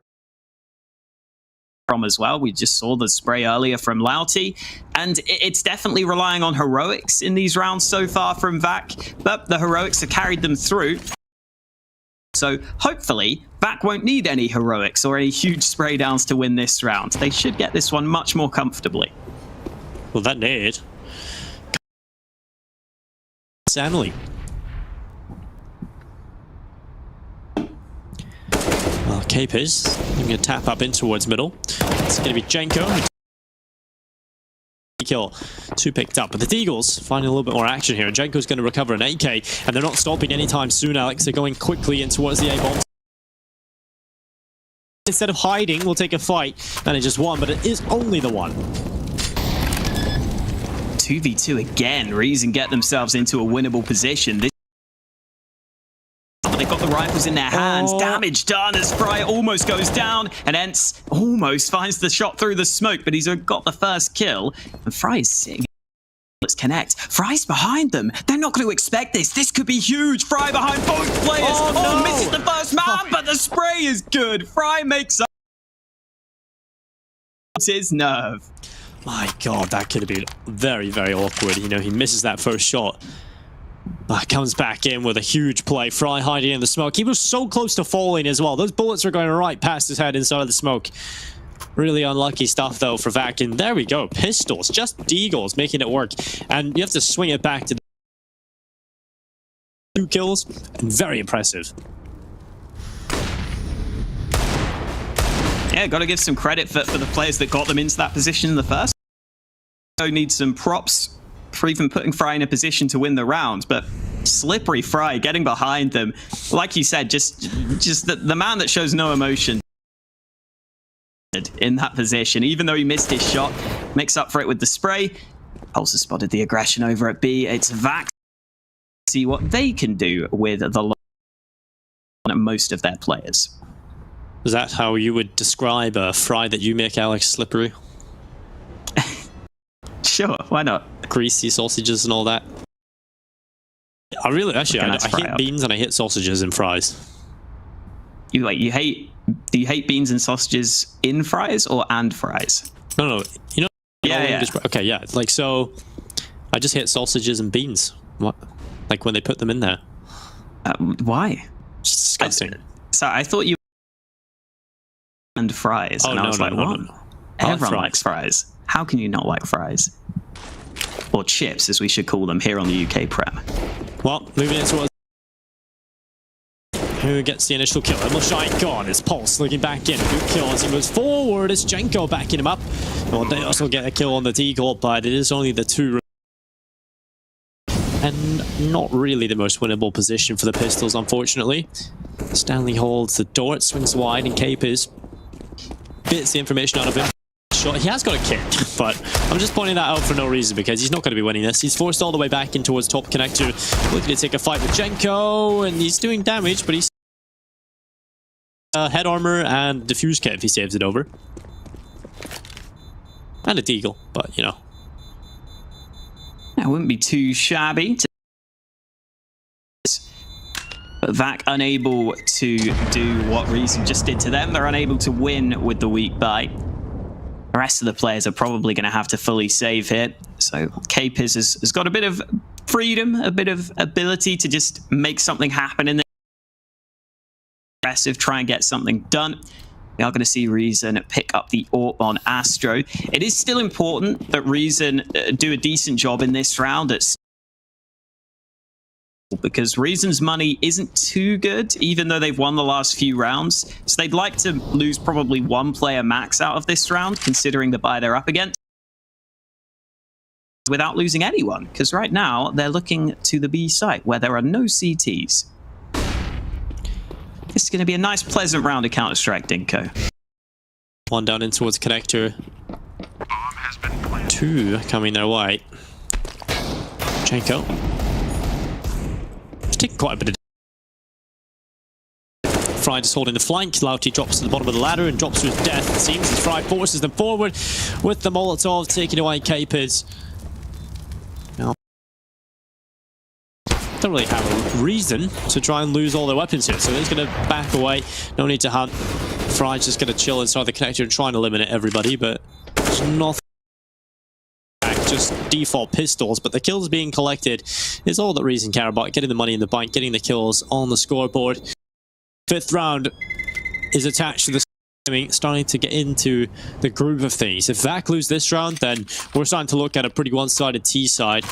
So a lot rides on this to the table. Yeah, and this is more like what we were expecting from the Endpoint game earlier, right? We were expecting the T side to be really, really good.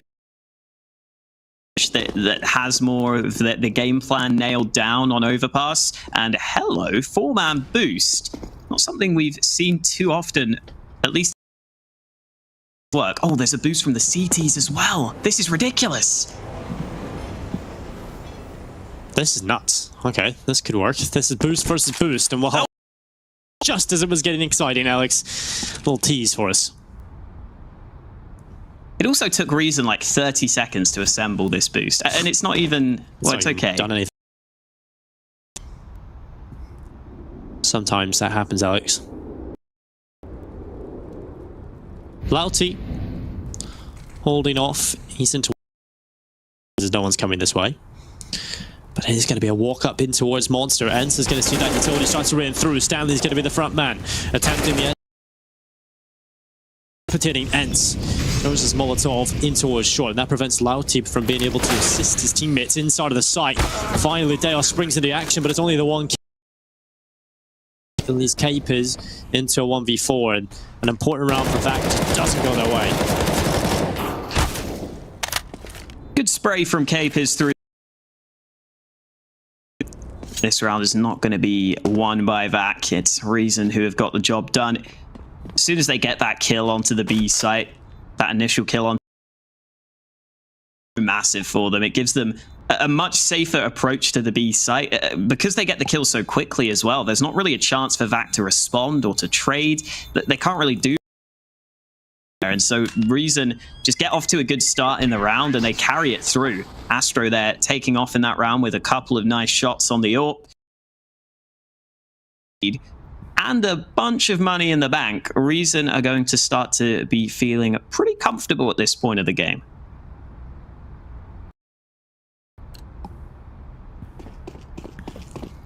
Coming into this matchup, they're seen as the favourites, and certainly for good reason.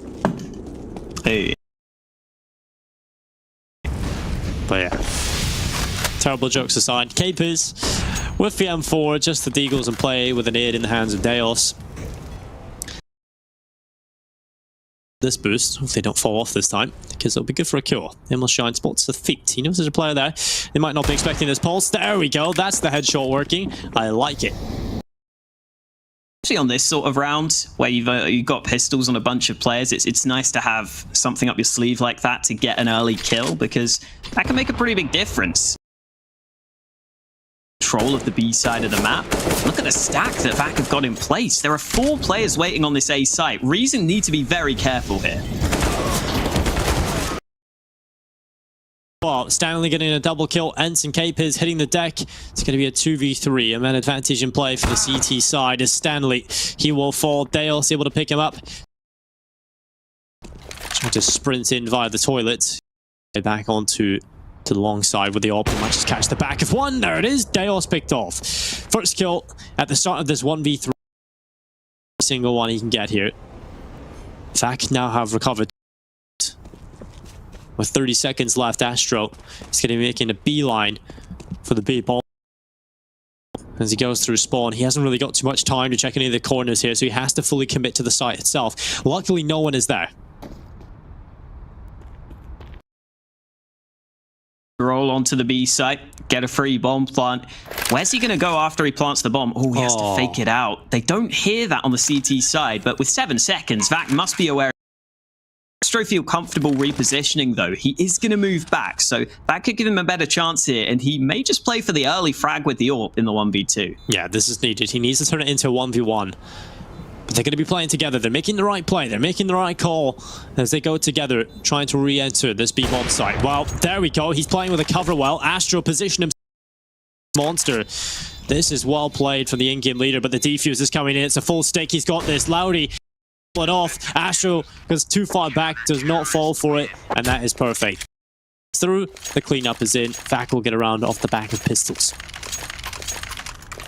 Great positioning from Astro to even make that possible. The fact that he exposes himself from heaven, that the CTs are unlikely to come heaven that late in the round when they know they're against an AWP. That was a great read from Astro to get that first pick.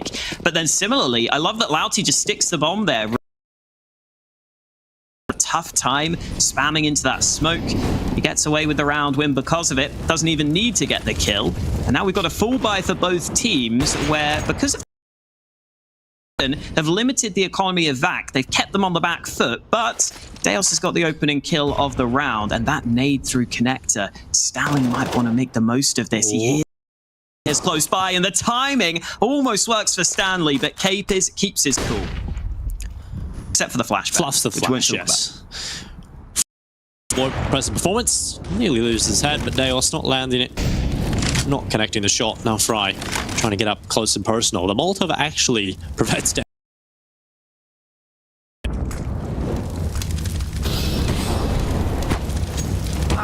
Oh, that's a double molly that absolutely destroys Deos. Burns him to a crisp inside. He will drop Ents, and now it's a 3v3. Somehow recovered this. Reason are just moving forward. They've got an advantage and the ball planted. This is impressive from Reason. Dropped at Dumpster as well. Should help them out. Flashbang being deployed. Fry dodges away from it. Emilshine hasn't even pushed. It's another smoke onto that position. Emilshine. He finally moves through, but Fry's ready for him. And Fry could have closed it out. Louty gets the kill. Not much time for Louty, though. He's got to tap this bomb. Try and play the... But they know it's not being diffused, and the kill comes in anyway. Reason continuing to assert their dominance here.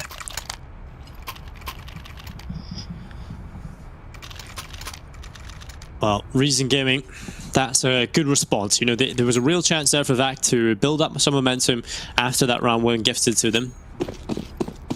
But unfortunately, can't turn it into consistent success when it comes. They lose it again. And now VAC find themselves in a solid enough position. Reason. VAC not so much. The complete polar opposite. They got He's going to be triple boosted. He's loving these boosts. He's really using his teammates to find a lot of chances to find openings. It's really paid off the once, though. Deos getting aggressive. He needs to be careful. Pulse might just see him, and he does. The CZ not really great at that range, and he will fall to the AK of Pulse, who easily takes that one away. And now Reason can start their attack in towards the A-bomb side. No one's there. They executes up. Molotov smokes all in the right positions, and now they can just... we play for the round win. That was a really weird bounce on that smoke that was deployed from long. It looked like, I think it wanted to land at bank, maybe, but it kind of bounced back. Either way, 3 penalties here. Jenko again showing his good aim with a couple of nice kills, but even though he was taken out of the round by Emil Shine, it won't matter. Astro's got the final frag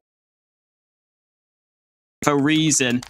And I'll give Vac some credit, like you said, for these boosts that they're coming up with on these rounds. I think a lot of times pug teams especially struggle to have kind of plans in these rounds where you only have the pistols. I think you kind of need to do something creative to just try and get a kill, try and get an advantage in the round. So it's cool that Vac have got these ideas, but the gun rounds haven't been... Again, not many nades for them. Cape is taking the AWP into mid, but he's flashed away from the angle.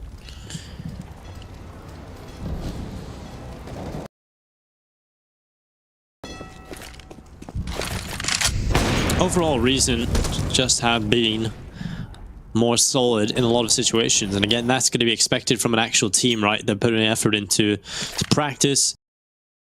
The last 2 games with the same roster, so it's a little bit unfortunate. Obviously Emil Shine wasn't available last time. Dios boosted up, it might just work for him. There it is. They love Stanley picked off man advantage for Vac to play with. And actually quite a bit of control in towards B. 3 players running through the tunnel, and all the way through spawn now is 2 split up. Pulse is the man tasked with holding down the connector, and Cape is the A bomb side. He's got the AWP, he'll look back in towards long, but this push is coming up in towards middle and on towards the A bomb. Decapitated on the second time of asking, and while Jenko continues to move forward for another kill on the round, luckily Pulse and Fry can't do anything for the CT side, and as Jenko wins the first fight against Louty, but does he know where the last man is? Emil Shine playing behind the truck. Jenko moves on up. How's he going to clear this, though? This is not good. Emil Shine closing the distance and denying Jenko the ace clutch. Not much Jenko can do there. If he's not got the read, he's not going to be back his way into truck. And good work from Vac overall, getting that B-sided control. And then the A players just about do enough, delaying. They just about do enough on the sitting all the way back in bank. So he was just waiting for his teammates to arrive before he took the fights. Cape has got a 1-for-1 trade, and that was enough.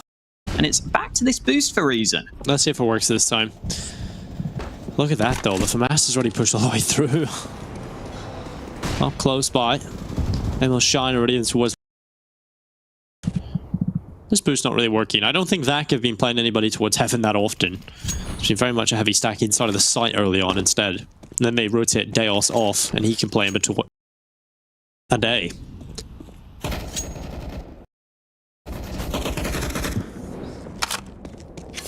Reason again, off the back of the boost, go over to the B site. This could be a lineup, though. Emil goes down. Jenko is...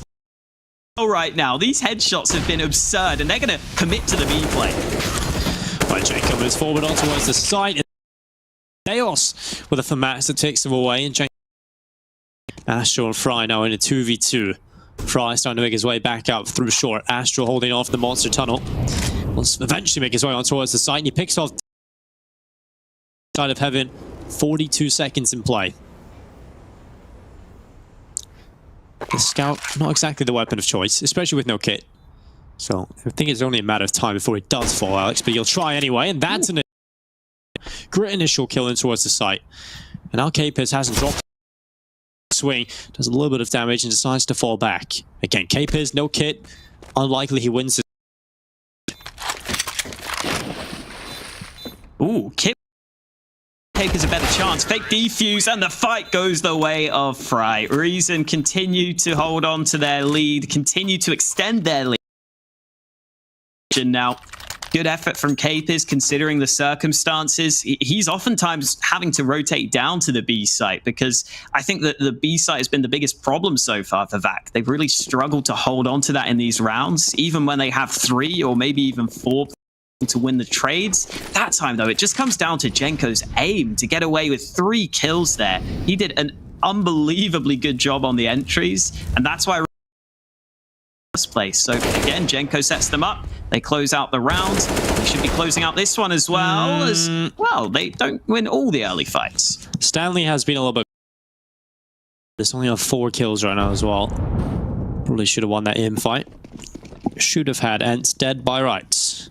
Dead to rights. But making our way back to try and set up for a potential A hit. But Reason haven't committed anywhere. They have no need to, right? They have so much time to play with. They can make a decision once they get.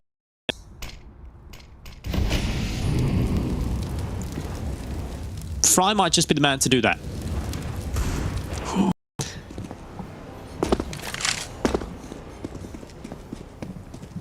Rotate down from Ents. For what it's worth, Fry on 7, on 15. They have been the star so far. Look at this read from back, though. The push coming through. Fry was watching for the flank, but Reason could commit to the B site where there are multiple CT. Well, Ents. 2 great kills at that as well. Jenko and Pulse both hitting the deck into a 2v3 and the CT side hold the advantage. The Deagles and the 1 enough. 3 already for Ents on 5 HP. And to swing around the back of the site. Astro needs to be careful. He's caught in the open. Oh no! Goes for the no-scope, lands it, and spots Immelshine back towards CT. Now we can take a deep breath. They're going to have to commit to the fight now, and well, Immelshine wins the in battle. Astro nearly makes it happen, but it's the pistols again from Vac that get them another round. Situation for everyone involved at the end there, with all those missed shots from the Deegs, with Astro having to land a no-scope in the midst of all the chaos, but Vac come on. And again, it comes off the back of information plays more than anything else, and that's they've been able to win some rounds with here. Missed Molly from Vac at mid. Not exactly what you want to see at the start of the round. There is a CZ in the hands of Stanley for this last. Louty peeks into 3 players and doesn't really react quickly enough to kill any of them. Well, Reason are going to be running right over towards this B-bomb site, and well, Immelshine is going to love this. He's licking his lips, he's got some kills. And that's all he'll find, but Ent still backs him up. A 2v2 now as the bomb is recovered, and they're going to run on in towards this B-bomb site. Capers has pushed all the way through the connector, and he Deos was close to landing the shot. The nade will go over on towards the bomb site. Doesn't really matter at this point. No one takes damage, and Reason can just hide.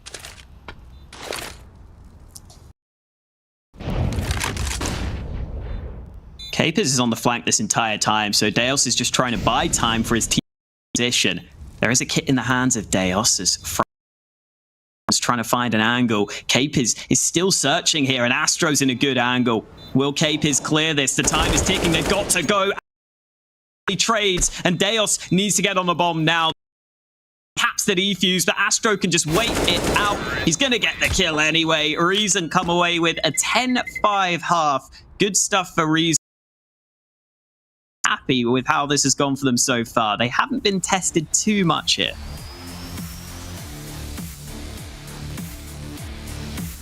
Yeah, from Reason overall, you know, a couple of the rounds being picked up even from Vac shouldn't have been lost, right? But for Reason, there was a couple of pistol rounds, a few mistakes here and there. Vac, in their own respect, a lot of them rounds have been interesting, and they have got a lot of boosts going on. There's a lot more opportunities for them in terms of some of the clutches they've even lost. The Vac definitely are a team that you can't really expect too much from on a map like Overpass, especially on this T side. I think they're going to be a little bit out of their depth up again. Yeah, I think even in that round at the end of the half there, Vac will feel like they could have done more with the B aggression, that they maybe could have won those trades.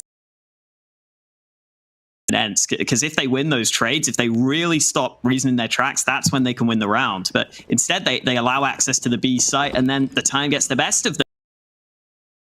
Still, Vac picking up 5 sets of Kevlar, and this is a round that Vac could really do with winning to try and mount this comeback. Well, Jane, you're running on through. Loudy and Deos able to pick them up.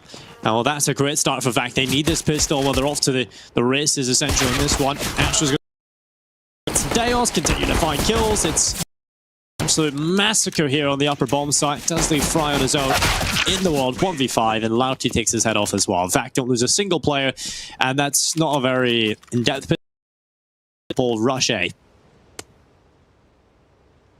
Yeah, just the pace of those first 2 kills puts them in a great position to close out the round from that point onwards. And VAC are not going to be taking any chances. They're not going to be pulling any punches ahead. They've gone for 4 AKs in this round. I think they're very much aware of the fact they're probably going to be forcing up into this second round. You see a lot of CT force buys in these second rounds, especially on over the options for the scouts. Like there you saw the peek into mid, but you close range angles like Stanley's taking here with the MP9 or the pistols. So there's lots of options on the CT on these sorts of force buys. And Reason have got a bit of a mix. They've already lost that first map. And the second. Yeah. We're coming in from long, scout in his hands. Nothing you want in this kind of position. He's going to land a shot though. Stanley. Louty, Emil Shine getting rid of Astro off towards long with a Mac 10. Emil Shine was pretty quiet in his respect on the first half. Didn't really deliver as much as he probably should have.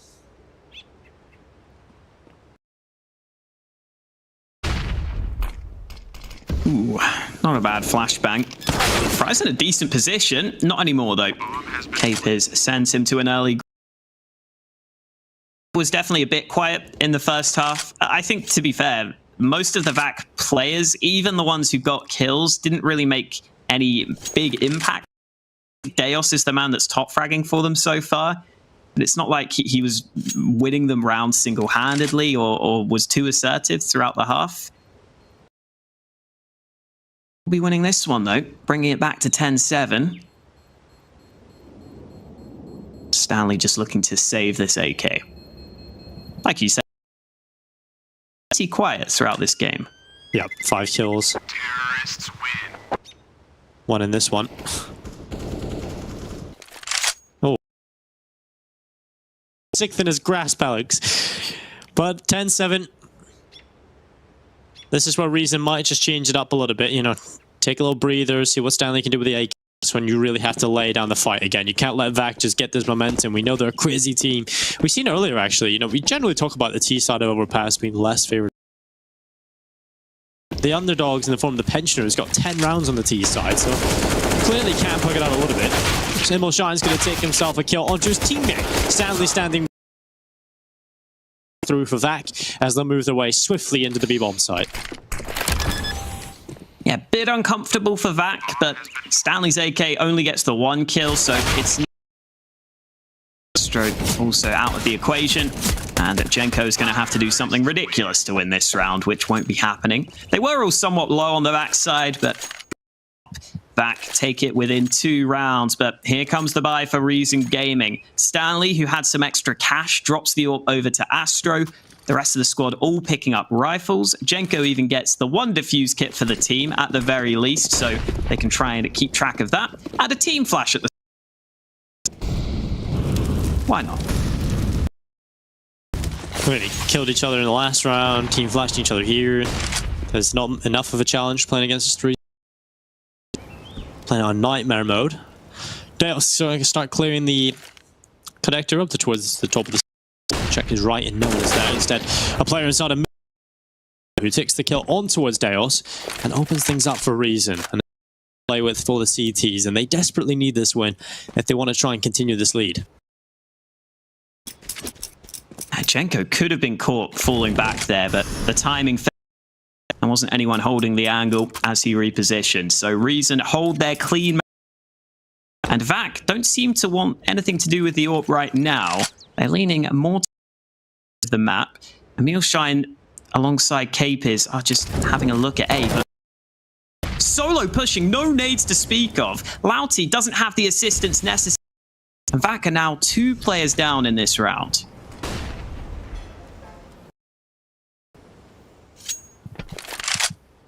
Emil Shine jumps up and looking for the jump spot that potentially could come through from the CT side. Inside himself. Jenko off towards Optimus to back him up. And slowly... 20 seconds though, they're going to have to change that slow to a brisk pace at least as they go forward on towards the site. Flashes continue to come through. Reason knows the A-bomb side hit and it doesn't matter. Easy clean up for the last 3 kills. Reason go to 11 and that's a flawless round win. 3 flash assists at the end there for Astro, who couldn't really fight because he was so low on health, so he throws an assistive flashbang. I don't know if it really fully blinded anyone, but it definitely made life uncomfortable for Vac. Reason with a very, very convincing round win. And they'll be hoping that really kickstarts this CT side, which didn't start too well for them. On the board. Now that they've got the guns in their hands, they'll be hoping to keep that up as the jump peaks don't spot Louty, who's moving into early fights. And this time they've done a bit of damage across the board onto some of the Reason players. Nothing too significant at the start of this round, though.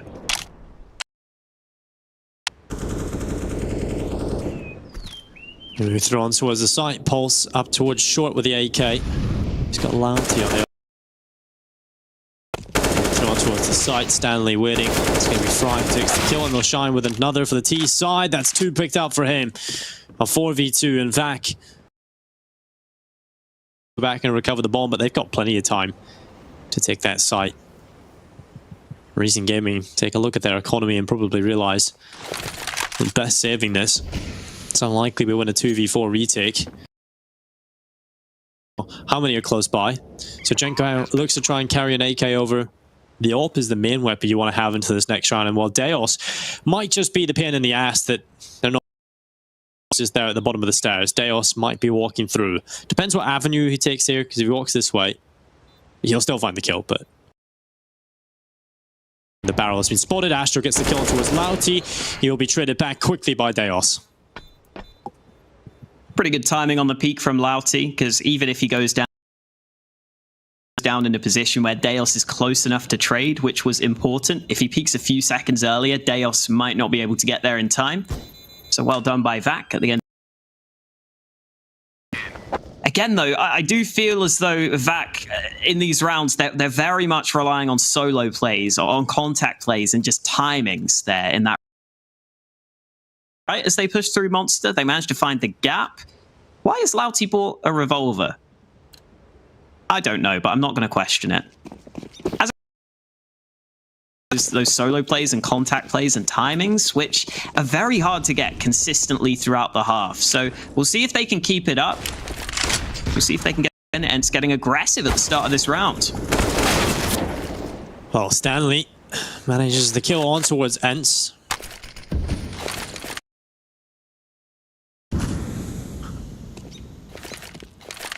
A man advantage for Reason to hold on to, but Vac is going to be trying to claw their way back in. The B-bomb site will start to make his way through on his own. This is going to be a little bit risky. Fry, turns away the Molotov, jumps around the corner, and because he had to jump, it offset his crosshair. Through Louty, tears a hole in Pulse, and that's how Astro and Jenko left alone. Not only Jenko, and while Vac are certainly doing this, Alex. After frag, we switch to a different Reason player's POV, and he's losing a fight to an insta headshot, it feels like. This is when Vac are at the like this.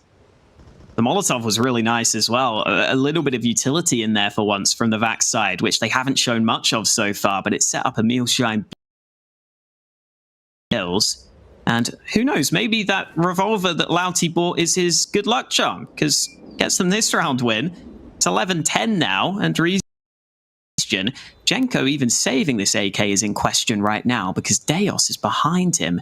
Doesn't look like Deos is aware, though. He's not investigating the right positions.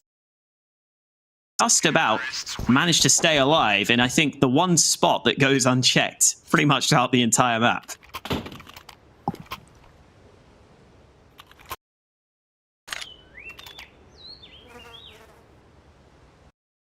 So, Jenko.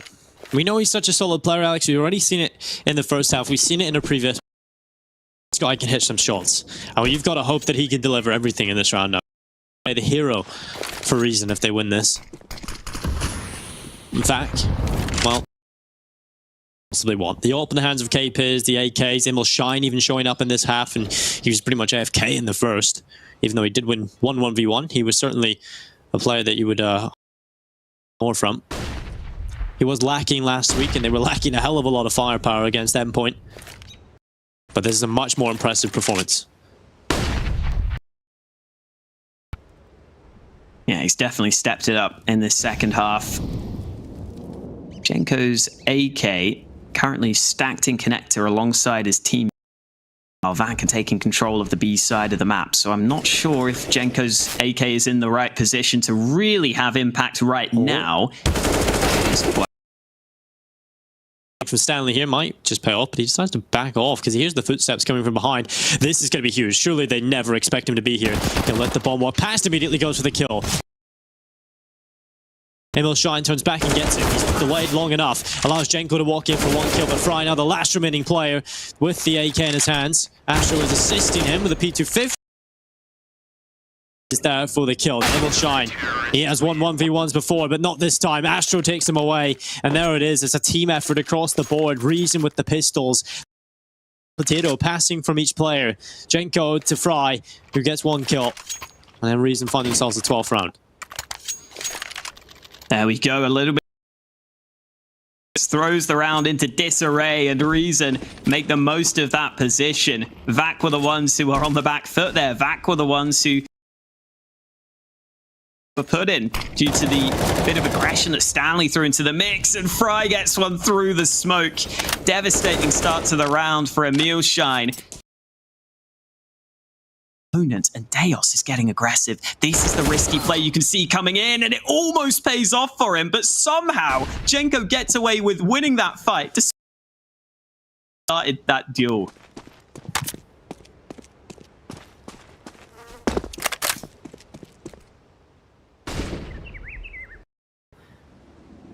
Louty starting to come in towards short. Now he's got one player in towards his right as Louty starts to move forward. Stanley is going to be holding on to it with the... He should be hitting the deck here, and Stanley lets it happen. Kill comes back in. Astro with the pickup. Does leave Capers in a very lonesome position now. Prevents the clean sheet from Reason. It's still 13-10. Now 3 away from victory here on Overpass. Reason Gaming. They're going to try and get it done. We do see what Vac... Anything. Actually, nothing just yet, but I'm assuming a couple of pistols we've got. There we go. By far. Fully invested with his money being so bad. Louty gets a Mac 10 in the mix while the rest of the squad pick up pistols. It's not going to have the... It's all they've got in this round. Louty again having a rough game here. He's been the player for Vac, I think, who's struggled most throughout this season. In the first 3 for this Vac squad, he's plagued again by the same curse in this game. Only 9 kills to his name. And Jenko spots a lot of information early about 3 players.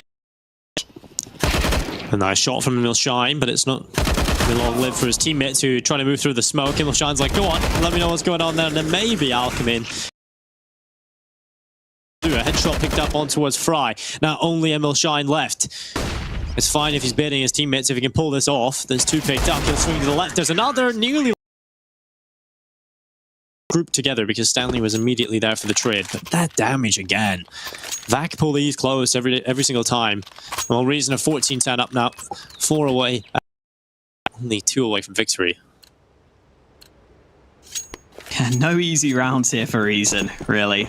Which I think is pretty often the case against this Vac squad. Just pop off at any moment.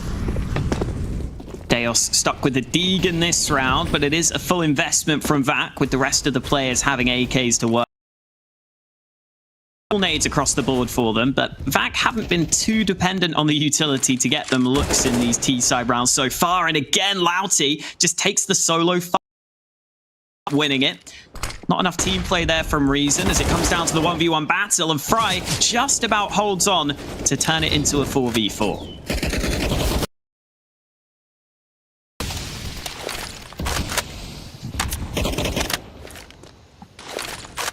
Well, Vac slowing the pace down a little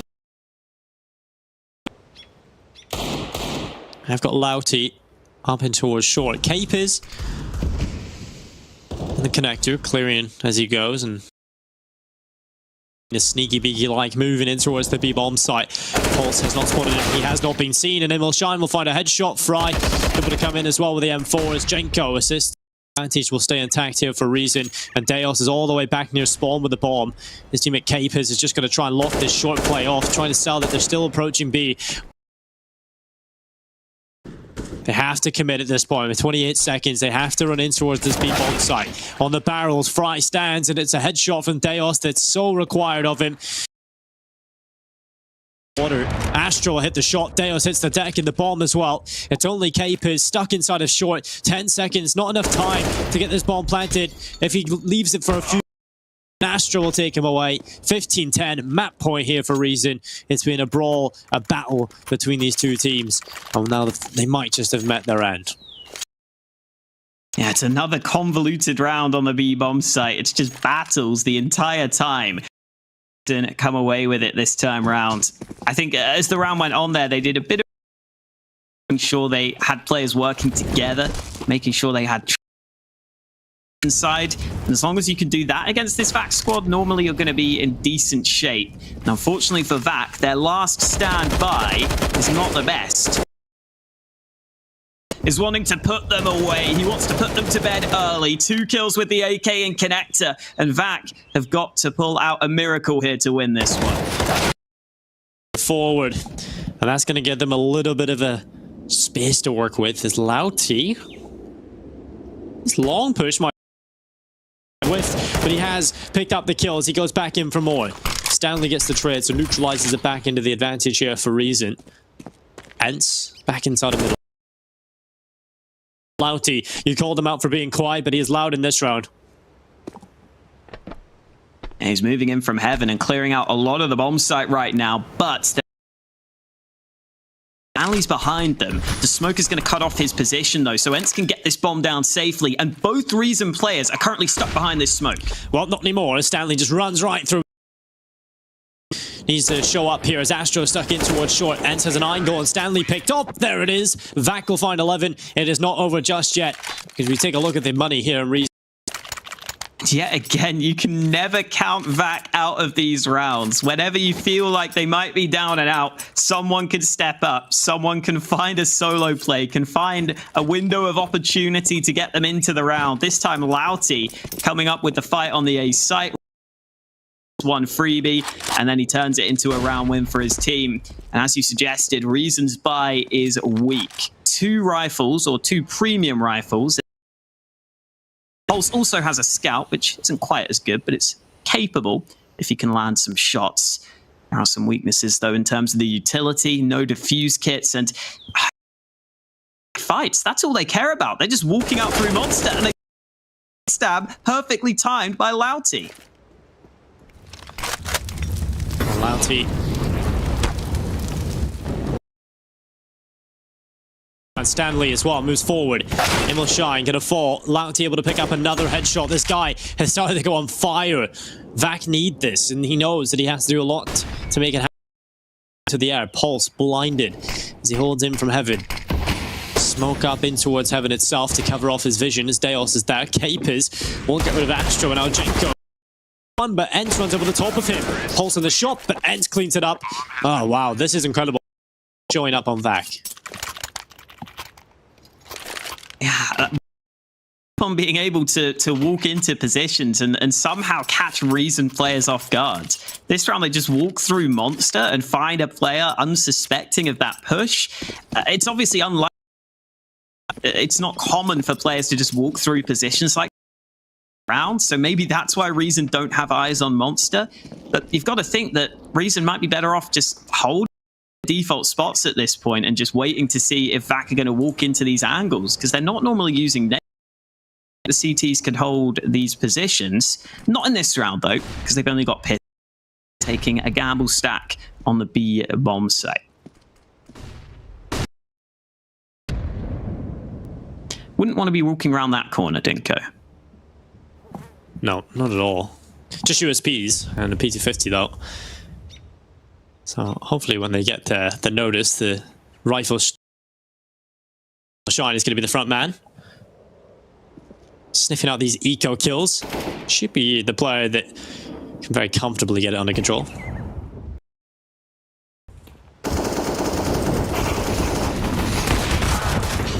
Up is there. Himmelshine gets the 2. Fry coming back in with a double on the P250, but the rest is clean. And it's 13 now for Vac. Now 2 away from victory here, Vac. So it's 2 away from, overtime, not victory. It's been a long road back, and even overtime at this point will be a difficult road, but another match point for a reason. They need everything to go their way now at this point. Yeah, I was wondering what... Because their money isn't perfect, but they've gone for this buy. So if they lose this, their buy into the last round won't be... And they don't have everything here. They don't have the ult for Astro. They're missing the kits. They're putting a lot of... Let's see if they can come out on top, as Astro is in such a good spot. Never mind. No. Astro. He's going to hit the deck. Yes, Himmelshine finds another. Fry is going to fall. Jenko falls. The last 2 remaining players here. So impressive from Vac. You have to remember, this first half, when they were starting to look a little rough, I thought, reason game. Vac have just come in on this T side. Completely different team. We haven't seen this Vac in a long time. These players, in the previous seasons, yes, always showed this promise, but in this season, it's been a little bit lackluster. It was a complete turnaround, Alex, in the second half. Oh, Pulse. Thought he might have died there, but Himmelshine on the hunt. We'll hit the deck, but the rest over towards A.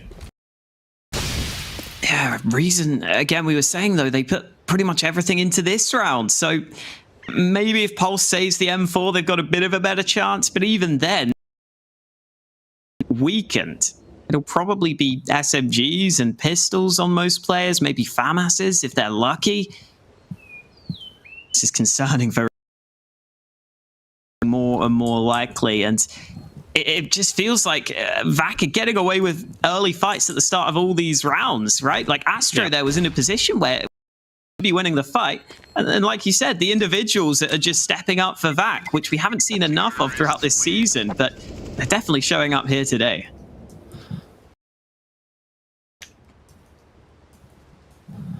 Well, 15 to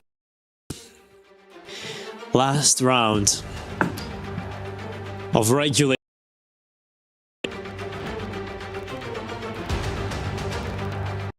Not expecting this kind of performance, I have to say,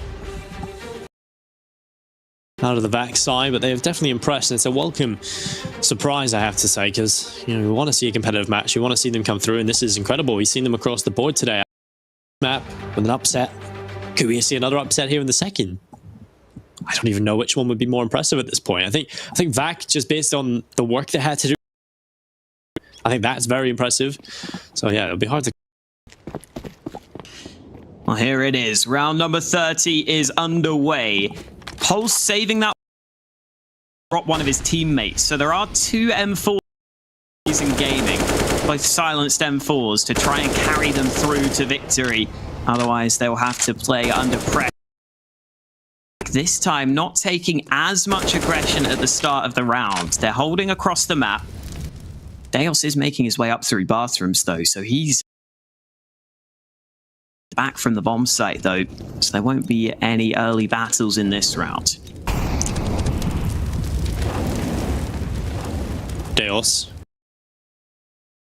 in the toilets, just playing a little bit slow. Smoke goes through the... It's going to be sitting in the corner. In gaming, this is going to be a difficult hold. Button play, Alex. Vac, all they need to do is one more. All they need is just that one. Hold it all the way to this position. They've got those 3 players outside of B. 2 up towards the A bomb site, and Deos taking a little bit of a fight on his own. But there's 30. They've run the clock down so low. Eventually, they've got to commit. Is the site they wish to finish on. Stanley and Fry here on the bomb site. Stanley gets dispatched with. Yeah, that smoke is going to buy Molly as well. He's got the kill through the smoke. Reason with the man advantage, and Vac just have to commit to 15 seconds. Another kill. Reason, get it done. The cleanup on the B. gives them victory. They were pushed to the limit, but they hold on for the victory here. Well, they get it done, and what an impressive performance from both teams. I think the half looked very solid. Weaknesses started to show in the second half, but I think we got a impressive performance coming in on the T side, a complete turnaround in performance on their players, right? We just had such a desperate first half, but they clawed their way back in, and that was in most. Even the likes of Ents was hitting some good rounds and good shots, and even Lauti towards the end, when we called him out for being a little bit quiet, showed up and developed his skill. We saw a bunch of players step up, like you said, for this back team, and that's normally what you need for this team to take it over the line. Even back on the CT side, massively impactful. Yep. This one from Deos, it was a bunch of individual plays that won back a lot of these rounds, but sometimes there's only so far the individuals can take you. There's a play you seen a few seconds ago with Fry. Obviously, when he came in from behind, it just reminded me of that play when he was so cool and calm under pressure, right? He goes to that shot to recover, and Fry is always that player you can count on to be Mr. Consistent. He will not often be near the top, but he will always do his job and be effective as a team player across the board. And I think that's the part that grants Reason a lot of success, is they're relatively consistent. Yeah, for sure, and it's definitely what helped them get the victory today, having Fry performing really well throughout this game. There were a lot of moments getting overwhelmed on that CT side especially. I think they did start to adapt. They did start to try and just hold down their positions, but by that point, VAC were like they were really landing shots, so it was difficult to actually hold on in some of those rounds for Reason, but eventually they managed to hold it down. Eventually they figured it out. Weakened by. That's where VAC slowed it down, and that might have been what costed them in that last round, sadly. Yeah, well, we've mentioned Fry and a lot of other great individuals showing up, but while you thought was the best player of the game, the top player, you can head over to ESL UK on Twitter and cast your vote in our poll. Your options are Fry, Astro, and Emil Shine. Incredible performances to deliver an incredible game here at the Prem. It is time for a break though. We'll be right back and we'll have our third match ready for you, our third and final one of the day. It's the match to watch, so you don't want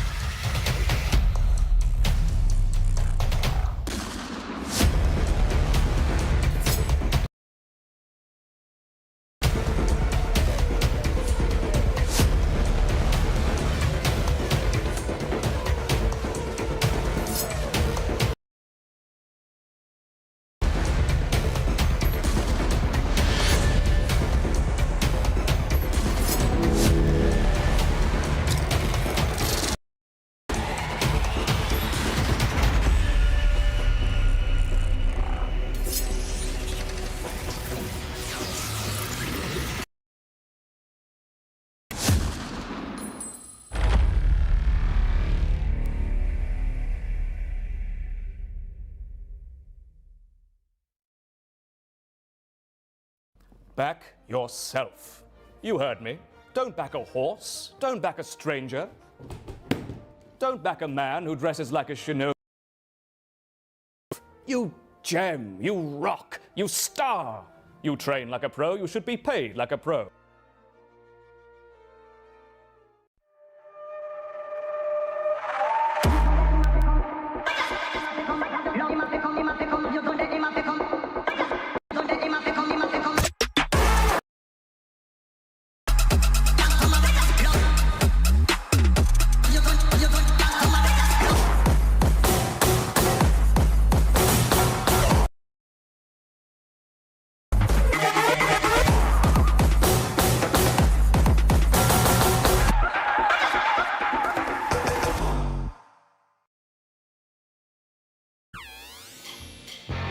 Parsec lets you play your entire library of games on any device, anywhere, with anyone, at any time. It's easy. Install Parsec is at your fingertips. Are you bored playing solo? Share a link with anyone and go multiplayer. No friends online? Jump into Parsec's arcade and play with people from Parsec's available for most things with screens. Download now.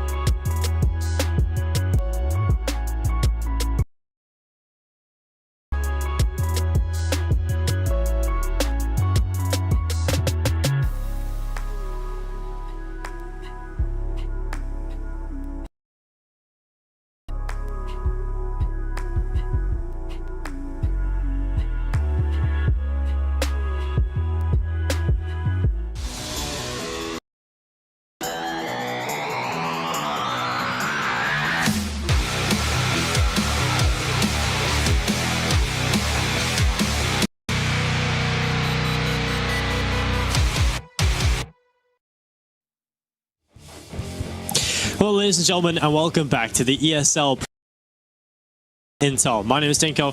I'm going to be joined by Hawker for a final match of the day. We've already had some incredible matchups throughout today already, Alex. Two very, very long matches. Ones we weren't upset in our first game. The second one was nearly in overtime and could have possibly been an upset as well. But this next match, this is the game of the day. This is the match we've picked to watch. So this is going to be excellent. We've looking forward to getting into this one.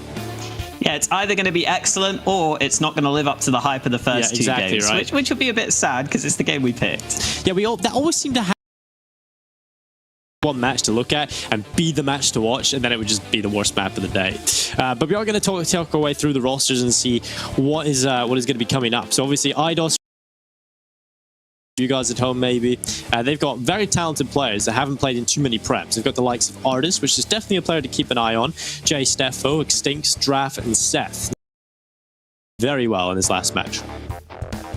Yeah, Artist was having a great game there, and like you were saying, maybe a little bit of a less known team in terms of. So that's something to take into account. It's also worth pointing out that they've played 3 times on Train so far, so we're kind of yet to know how deep their map pool is, and I'll be interested to see that. Yeah, and obviously Nerd Rage, they were the ex-Chets roster. They've already beaten Endpoint, so that's an impressive result. We've also seen today that Endpoint can bleed. So Fraser, counter as well. Brody, Ping, LNZ, and Tadpole. So a very young roster across the board, and a very skilled roster coming into this. So I'm looking forward to seeing what's will be a close game. I think both of these teams are very comfortable against each other. We can get right into the video, Alex, because maps are very important for these two teams. I'm expecting something puggy. I'm expecting something like a Mirage. Dust 2 maybe between these two teams, something close. Definitely would be most likely. Like I was saying, IDOS have played a bunch of trains so far throughout this one, and pay on it, I think, but I wouldn't be surprised to see, you know, like a Mirage, like you said, especially for Nerd Rage. I think they'd be pretty happy with that if that came through, and Nuke being taken out. Well, there it is. Train and Vertigo banned out as well. Very quickly going towards a more puggy style of map, one was a little bit more open and all about the choose the CT side start, getting the good start coming into this, and this is where they will feel very comfortable. I think on the CT side of Mirage, this is where you should get that momentum going. You should start. We talk about how balanced these two teams should be, so we should expect close halves on either side. Yeah, I was just looking down at my notes quickly. IDOS are yet to play Mirage. Rage played it in their opening game against Pensioners. They picked up a 16-7 win. I think for this squad, for this Nerd Rage squad, oftentimes you're going to see Fraser. Tadpole plays well alongside Fraser when those two are being the stars. That's when I really like to see this Nerd Rage team, and that's when I think they really hit their stride. Versus 35% of Nerd Rage. So the public clearly think IDOS are going to be the team that walks away with this. I don't know. I think it's pretty hard. I was generally siding with you, but I think I'm going to switch. I think I'm going to go IDOS, just so one of us is correct at the end of the day, Alex, and one of us can be happy. Okay. Why can't we just both be happy? Great game of Counter-Strike, Dinko. Well, Alex, that is the positive way of looking at it, and the most optimistic way of looking at it as well. But you know what the most positive thing is? We're getting right into the game very between IDOS and Nerd Rage, and when we take a look at the players we can expect to step up, we've already highlighted the likes of Artist and Fraser stepping up with his AWP. Keep an eye on is Extinct. He was playing really well in our last matchup, so definitely keep an eye on him as well. Good old Irish flying presence. Yeah, it was good to get some Irish boys in there as well. Third versus fourth in this matchup. Two teams that are probably overperforming their expectations. Whoever wins this one is going to continue to exceed what was perhaps expected of them. They'll continue to rise up the rankings. So definitely a big game. The one I'm excited to get into. I do believe we have a small technical issue, but it is very, very small. Frodo will be sorted very quickly so we can get back into having FPS problems or something along those lines, Alex. You know, it's a plethora of issues that can happen online. But I'm still very happy we can continue online. That's the best thing. We aren't, obviously, we're missing the fun fact of having crowds and everything and live audiences, but it's still good that we can continue this. And wants to make sure that can happen, and it's great that we are still here. It's great that these teams and players are still able to get some experience. These players are also at uni or working part-time or whatever, then they might have that off now, so they might be able to fully focus on CS and get as good as they can. And when we have Nerd Rage here on the T side, they're going to be executing in towards the A bomb site. Draft is looking to hold on, but he gets his neck torn off. It may be a long one, but it is completely gone as Fraser gets looking for a third kill, but Nerd Rage just bombard their way on towards the A bomb site. Yeah, smokes down mean that Fraser's got covered to get the bomb planted. He's also got his team to find something for IDOS, but it's too little too late, and he's only got 2 healths as he backs away, giving up this round. And this is somewhat what I the board. Nerd Rage have probably got a few more explosive players, a few more players capable of just quickly winning rounds with their individual skill. That's what comes through in the pistol round. It is Nerd Rage.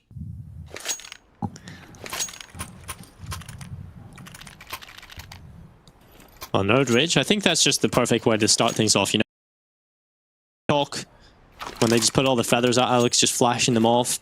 I think in this kind of matchup, it's so close, the individuals are really solid, that they're just kind of start things off simple but barbaric, and it works for them. So they've made a statement. And now the CT is going to get aggressive and try and reply with theirs.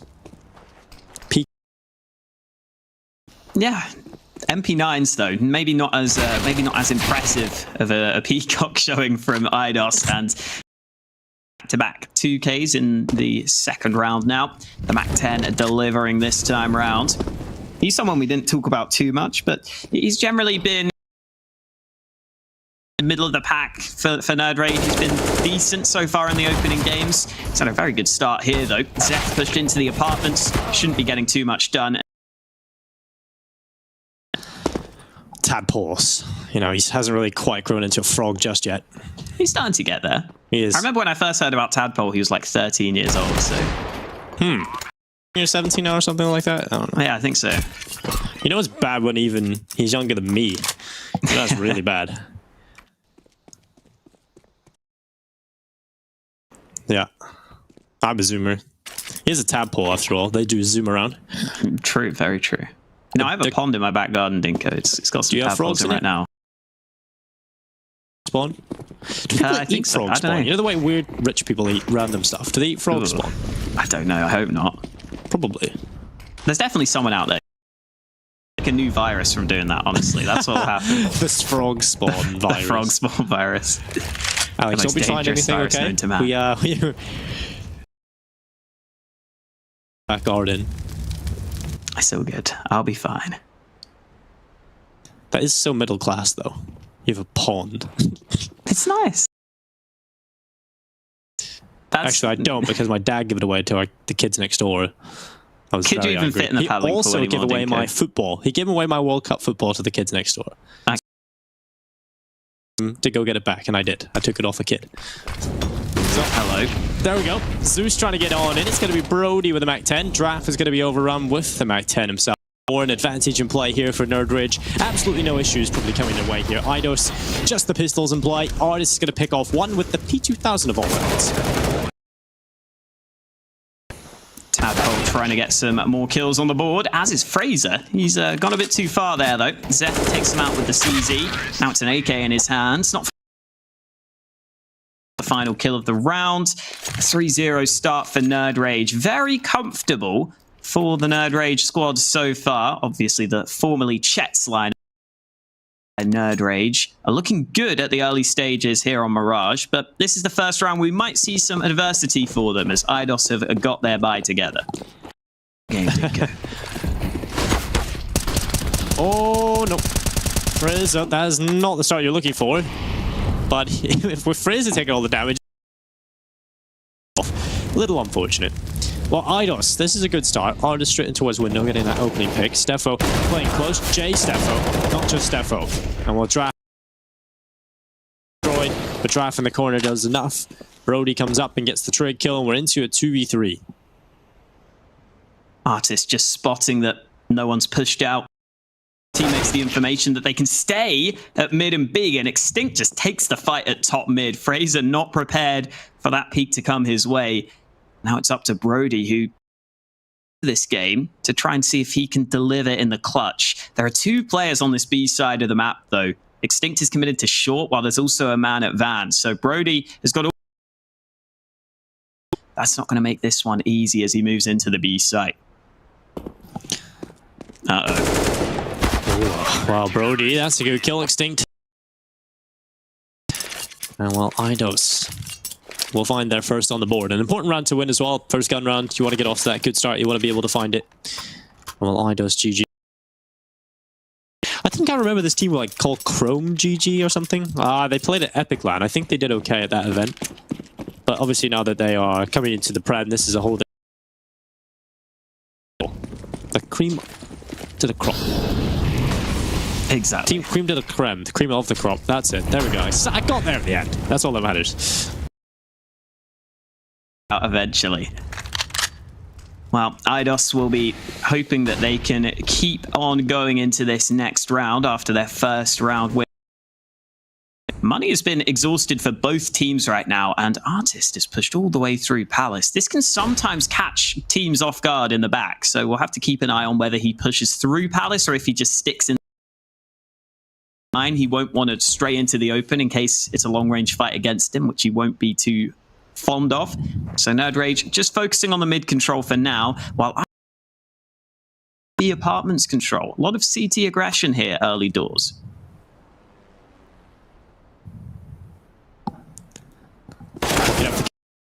Chase Steffo able to pick him up. Brody comes back in for the trade. The Mac 10 has been seeing a lot of action across the maps we've had today. 43 seconds, and Artis is going to be... He was ready for it, but Artis kind of wondering what could possibly go wrong here. Instead of trying to use the element of surprise, he will stay up inside of the smoke. He's taking damage. The Spark goes through 3 HP. Pays off for a kill. Now Tadpole can get the bomb planted, but his leg is showing. He'll try and commit to it, and he will. Pings the head off Extinct, and now, well, it's all falling apart.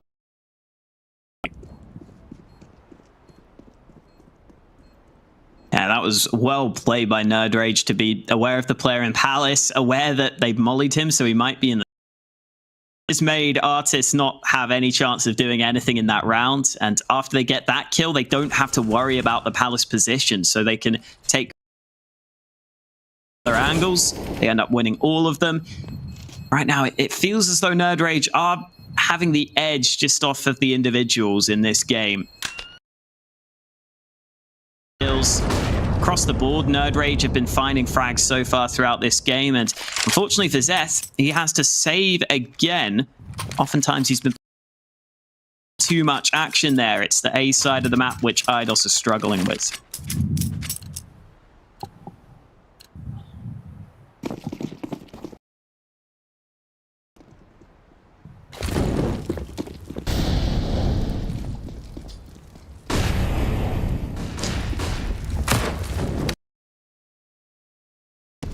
Eidos have just elected to give up middle completely. Obviously, they even in the round that they did challenge middle, it was Artis just going in with a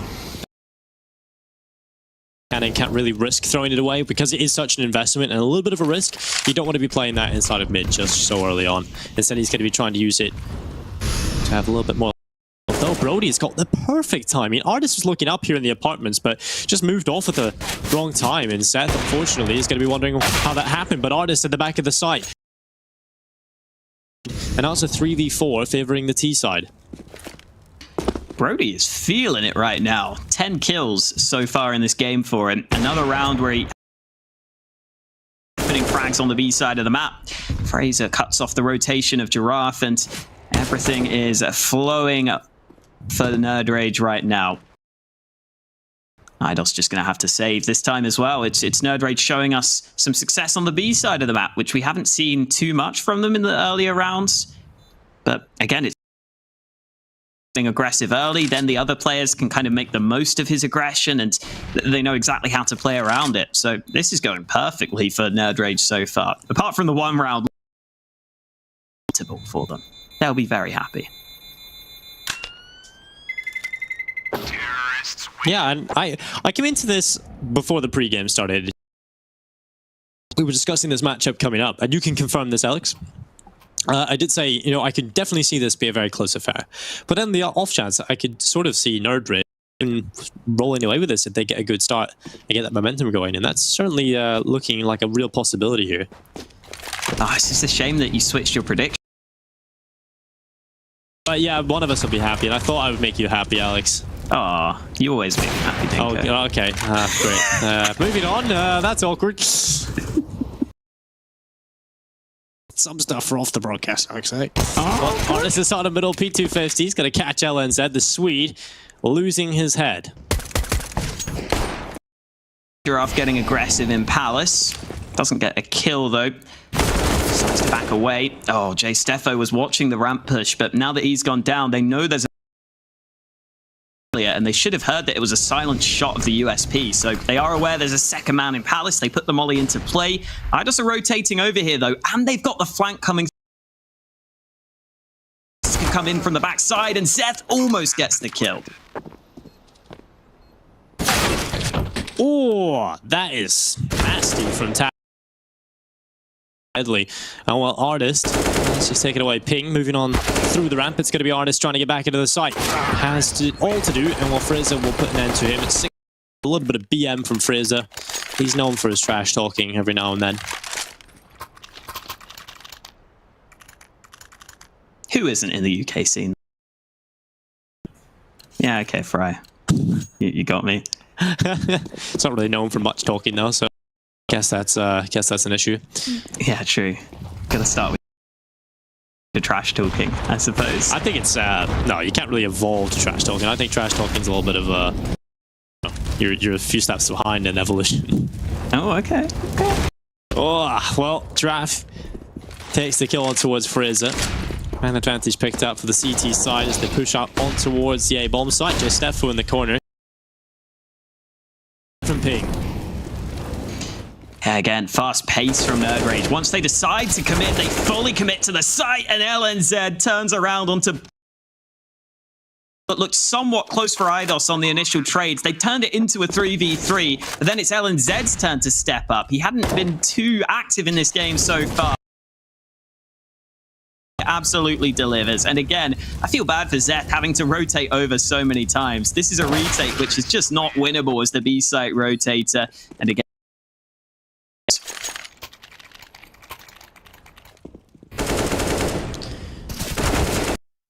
well, Nerd Ridge 7-1. IDOS, this is not the kind of performance they because, you know, they played so well the last time we seen them. On train, they definitely looked indomitable. But I think that was mainly because there was big performances from the likes of Artis too. It's hard to keep that level of consistency up as an individual that can win rounds on your own all of the time. I think he's saving for the AWP again here. I think he's realized at this point he wants to try and get the sniper out to have some impact for him in this round, though. Okay, Fraser, that's not good timing. AWP covered in the hands of Giraffe. He'll be happy to take that one, and we'll see. Because Zeth is pushed into B apartments. Well, Sanchez moves forward with the MP9 rattling the shots and dropping the ball, hit the deck as well, and this is out of nowhere. IDOS have made it work. Ping, he's been an impressive player. He's got 9 kills, 2 deaths, 100 ADR, 100 HP as well. Yeah, but it's very likely to end an around win here for IDOS.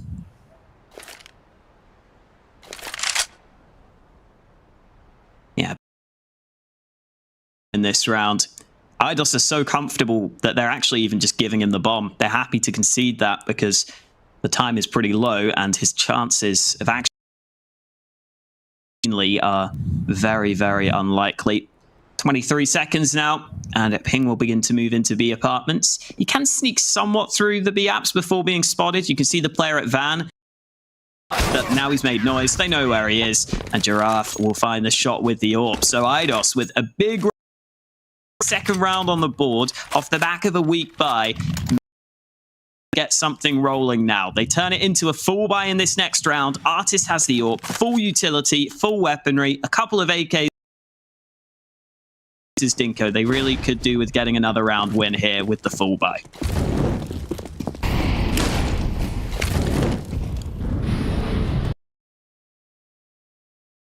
Well, 2 in towards the ramp. Flash goes through from the T side to allow them to sort of check around the corner, make sure no one is playing close by and trying to catch them off. IDOS with the 3 players positioned over towards A. They have definitely got a decent setup here to deal with and execute is coming in. Smoke up for the stairs, jungle and C. To the CT side, Steffo getting one under the wood, gets a second as well. That's the bomb gone. Draft and default, but he's not even needed. Steffo's just doing everything. He's got 3 kills on this hold. Finally, Ping finds him, but a nade goes soaring into his position, and Fraser cuts off the rotate, but even though he's got that site, Artis AWP hasn't even been spotted yet, hasn't even been needed. Good jump across movement from Fraser. Gets him a chance here as he gets a second kill in the drops down though, so IDOS may have heard that as Fraser moves in from jungle. They're not looking this way right now.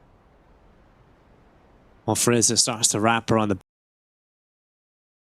Comes in from ticket at the right time. He might just be able to catch both of them. would take some great positioning towards Ticket. Draft crossing back in towards ramp. He's made it there already.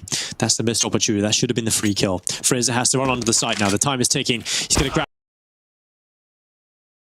goal. Oh no, that's just unfortunate. Good repositioning though from Draft. Reading the time well, knowing that if he just gets onto the ramp with the time, he can just play in the crossfire. And I don't know if it was intentional, but if it was, it's very smart. Could have just been a coincidence. Yeah, it's definitely a safer position to be in. Working out for him, and now Nerd Rage are down to a weakened buy. 4 days. Scouts for round 11. They spotted the AWP of Artist last round, but they take him down. What a shot from LNZ to kick things off. Yeah, LNZ. They've had a lot of success.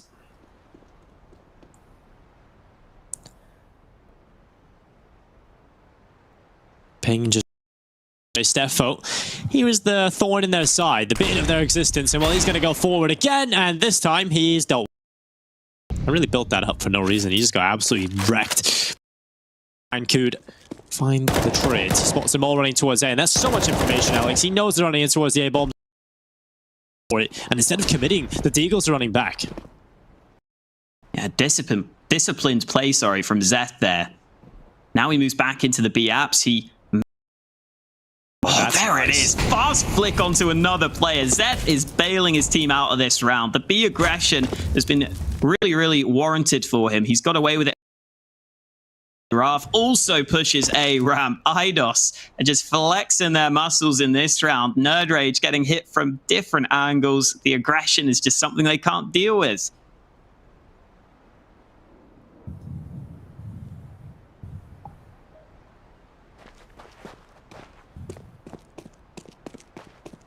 LNZ, the Swede, with the Deagle in his hand, he'll start moving through the A-bomb site. A flash is going to go through. He has an M4 now as well, but unfortunately, Extincts will take him down from the top of the stairs. It's fourth round of the board now for Eidos, and Nerd Rage now into a position where they are starting to feel the pressure a little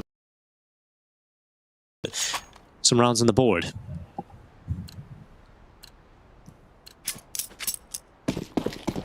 Yeah, we'll see if Nerd Rage maybe go back to the... No, Artist has the AWP. In the previous rounds, Nerd Rage have been pretty good at taking mid control, and they look to do the same again. But Artist ducks into underpass. We'll see. In the meantime, though, Eidos continuing to go for this B apps aggression. Brody is here to try and stop them this time round, but Zeth cuts short on the aggression. And here comes Artist on the flank, though. Brody could be in trouble.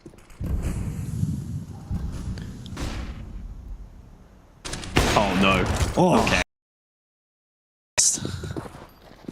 He's going to take down Brody. Now they jump through the window. Through the smoke, Fraser will run. His teammates are inside the connector. Starts to run towards the A-ball. Manages one headshot. Smoke's going to go out as well. And the spam. Paul taking a kill. Jay Steffo doing good work. A second kill from him as well. This guy is just nuts on the A anchor. Just gets wrecked, but pretty much every time he plays the position well, he will get multiple kills. 7-5, and Ping is the man who falls. Oh.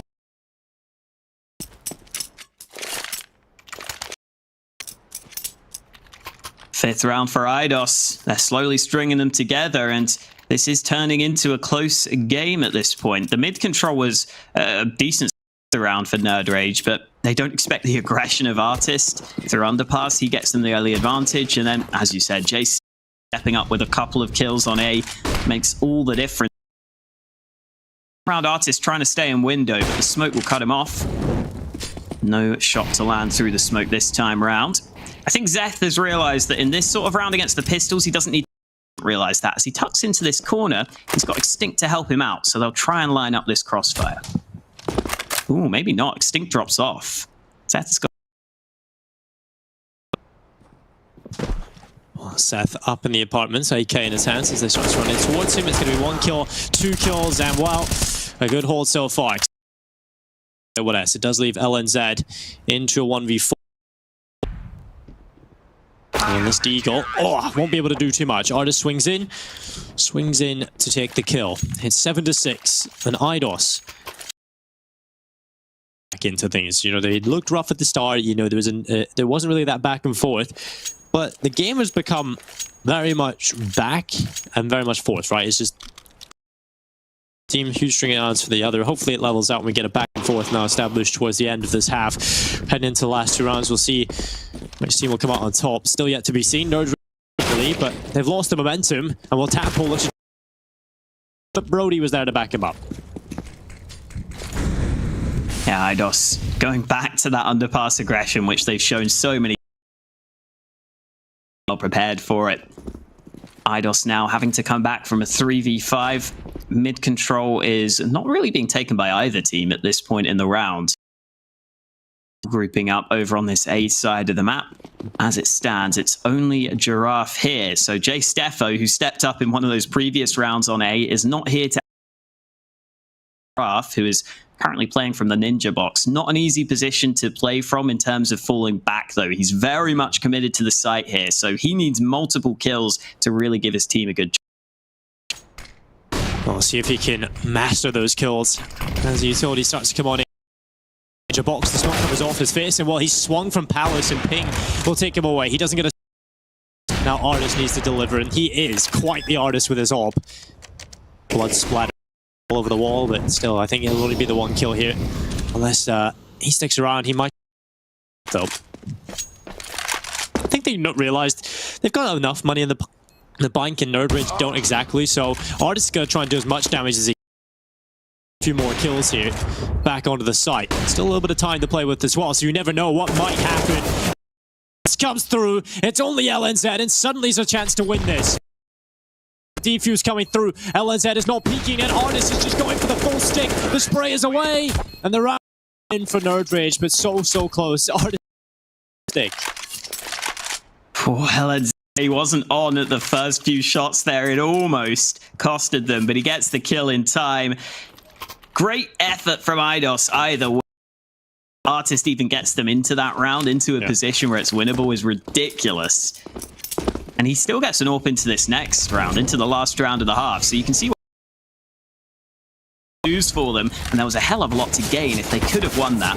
It is going to be round 15 though. And oh no, Artist steps back into the Molotov and they lose their of this round.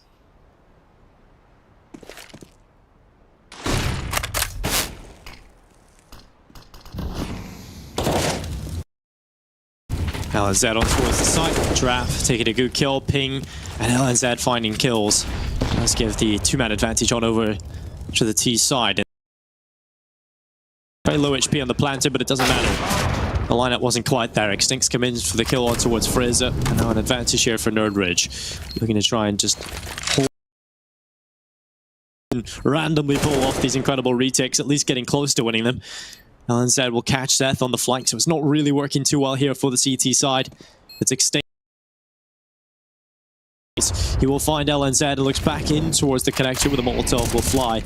But at this point, the time is ticking. Too far gone. He'll go for the full stick. The Molotov blocking his vision here. Tab point. Find the headshot. 9-6 at the half. And not a bad recovery from Eidos, getting 6 rounds together there at the end. A couple of close rounds to close. To take the slight edge into the second half, into their CT side. And we'll see if they can continue to come through with the rounds. It feels like I'm starting to see more of their individuals step up, which is what we needed to see from them, because in those early rounds, they were just getting outskilled and overrun by the Nerd Rage squad. Finally stepping up. It's definitely what we needed to see from them to give them a chance in this second half. And we may have another close game on our hands, Dinko. We definitely do. I think already it's pretty close, especially the first half. Again, it wasn't that traditional style of back and forth, but it certainly did have its moment. I think Nerd Rage looked like the better team overall here. Just from a small eye test, I think there's been big individual plays from Eidos. Efro, I want to point out, his performance on the A-bomb site was very impressive. Multiple kills coming in, great anchor plays, sometimes just getting caught off in the aggression, but again, that can be curbed. And this is a pistol round that means a lot for both teams. Hydos trailing, would love to get back into it. They've got plenty of utility. That being said, a lot of utility picked up for the CT side as well. Yeah, Brody with a full set of nades alongside LNZ's kit and smoke combo. Fraser going to be holding mid. They're about to peek his position, but they haven't used their nades yet. The Molotov finally landing. Oh no, it doesn't land where it was meant to. Fraser, and he gets away with 2 kills because of it. Doesn't realize there's a player in wrapped around, but Eidos looking for a way back into this round, and they may have found it with a couple of kills. And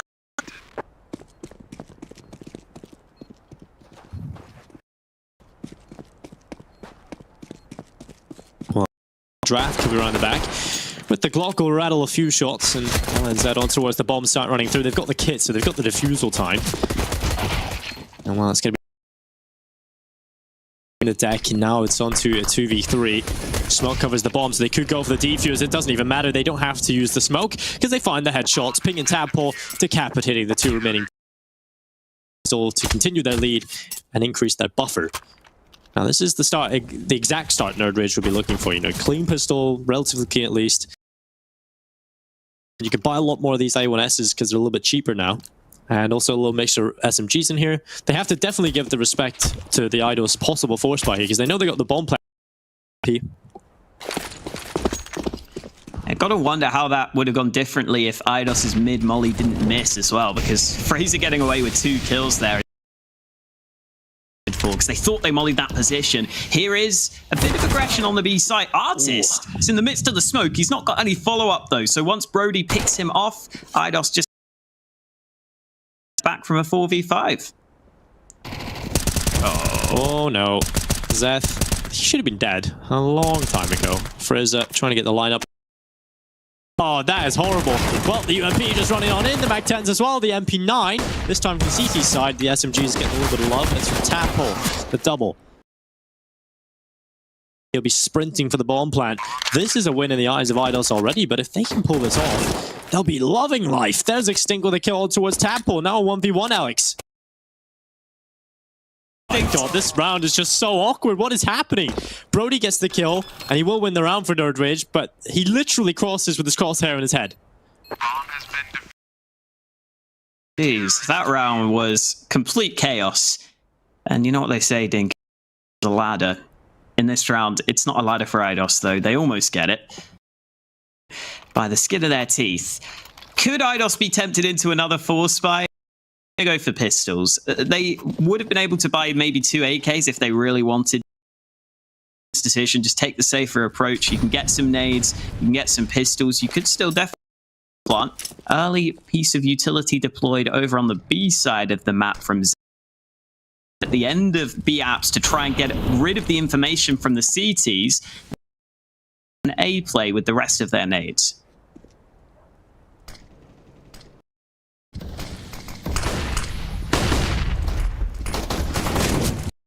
Suns in behind the smoke. It's going to be 1 kill. Draft coming back in with a Tech 9. He'll rattle a few shots off and take a kill himself, but LNZ from under the wood. He finds 3, and Fraser coming back as well. Zeth hitting the deck in 12-6. Nerd Rage 4 away from victory. And what was looking like a if Eidos lose this gun run. This is a very important round for them to win if they want to have any chance of competing in the second half.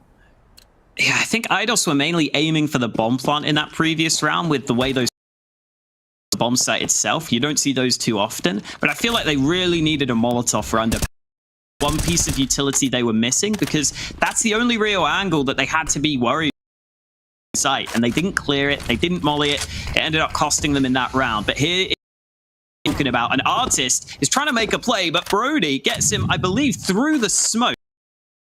Not expecting that spray to come against him, and Eidos are going to have to fight from the disadvantage. And once again, Zeth is looking for this fight out through Palace.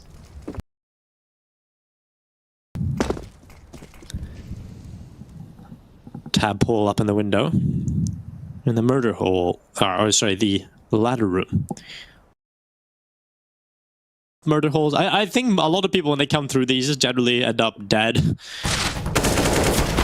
Might just be the case. Seth is going to pick up a headshot. Tadpole gets off at the end though. Steffo, this is not exactly the most accurate tapping I've ever seen, but eventually he will get it. The Molotov heads into a CT spawn. That's in the world. His teammate having just been wrecked in towards spawn. Fraser awkwardly spraying away. Steffa 1 HP in the Tech 9. We'll get a 13th round on the board for Nerd Rage. Really close, Alex, and quite frankly, chaotic. Yeah, very, very hectic these rounds have been. But Nerd Rage are the ones who are just... It's oftentimes just coming down to positions where it is down to who can trade better, who can just get those couple. This time it is Nerd Rage who come away with it. 2 smokes at mid for Eidos early. Oh, was that a missed molly? It was. Fraser has to smoke his own Molotov. In the meantime, RTZ gets stabbed in the back, or shot in the back, I should say, as the Mac 10 opens up this round. Well, Ping sits back. It's going to be a little boost on the trash. At least I think they would probably realize what's going on now that they hear that. So the flash is going in towards the side. Stefan will get rid of Tadpole. Extinct coming back in as well. This is good. I forced their way into a round win. There were chances for Nerdridge to potentially be able to compete in this round. It's just it just didn't go that way in the individual infights. So they're going to have to back away at this point. No whereabouts are available to Steffo, and he's going to run right into the waiting arms of Fraser. He's doing quite a bit of damage here, and it's not like there's much money. These buys in this next round, Alex, are going to be pretty scrappy.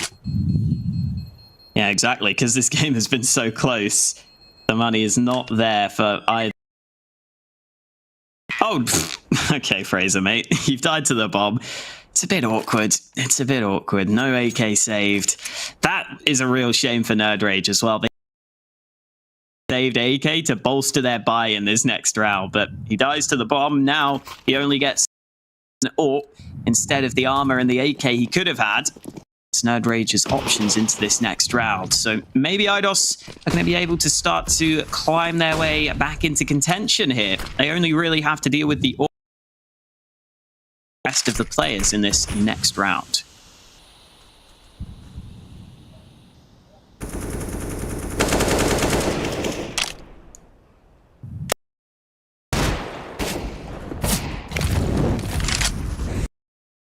Brody taking down Drag on the CT side. Brody will get another one. That's nuts. This guy's really hitting some nutty shots in this round for the CT side. He's pulled them into a winnable position and just the table. I think the CT side's still in a position where they realize they're losing this, but all about the damage, all about taking the rifles out of the hands of Eidos, keeping it. 2 versus 3 retake here. Definitely not doable, but like you're saying, there is still damage to be done for Nerd Rage, potentially. As that AK has been dropped on short, they are definitely aware of that. Brody's going to go sniffing, and the AK into his hands. He's only on 7. Too happy taking fights, and they're just going to wait and see if Tadpole can get away with a kill. Bit of damage done to Steffo. Flashbang in the hands of Brody. I'm not sure if he's going to be able to here, though. It's just going to be Tadpole trying to fight, and oh, those shots were so close, but Brody ends up getting the kill anyway. And this time around, Brody is far enough away from the bomb into the next round. I don't think the rest of the team will be investing too much around it, though. It probably has to be a save here for Nerd Rage. That means this game is going to get closer and closer.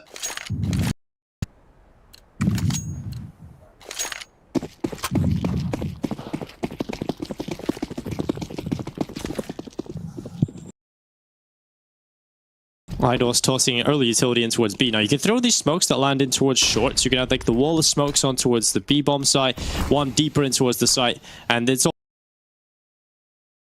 and hops through the window or the rest run off the bridge. But no one playing that. They clear it quickly. They get themselves early picks, and I think they'll quickly realize there's not much resistance to be.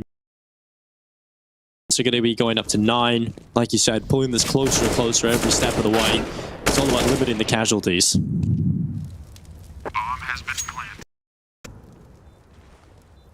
As for Nerd Rage, it might be about saving this AK on Brody.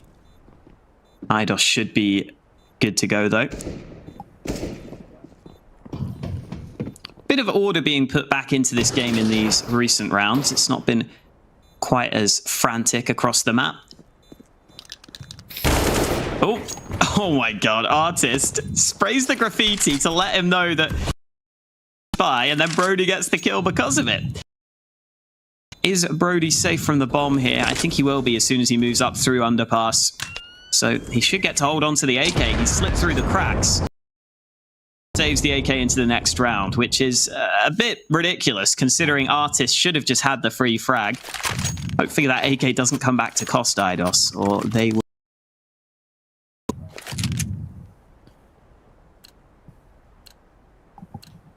Yeah, I mean, it's all but in a game like this where it's so close, like small a lot.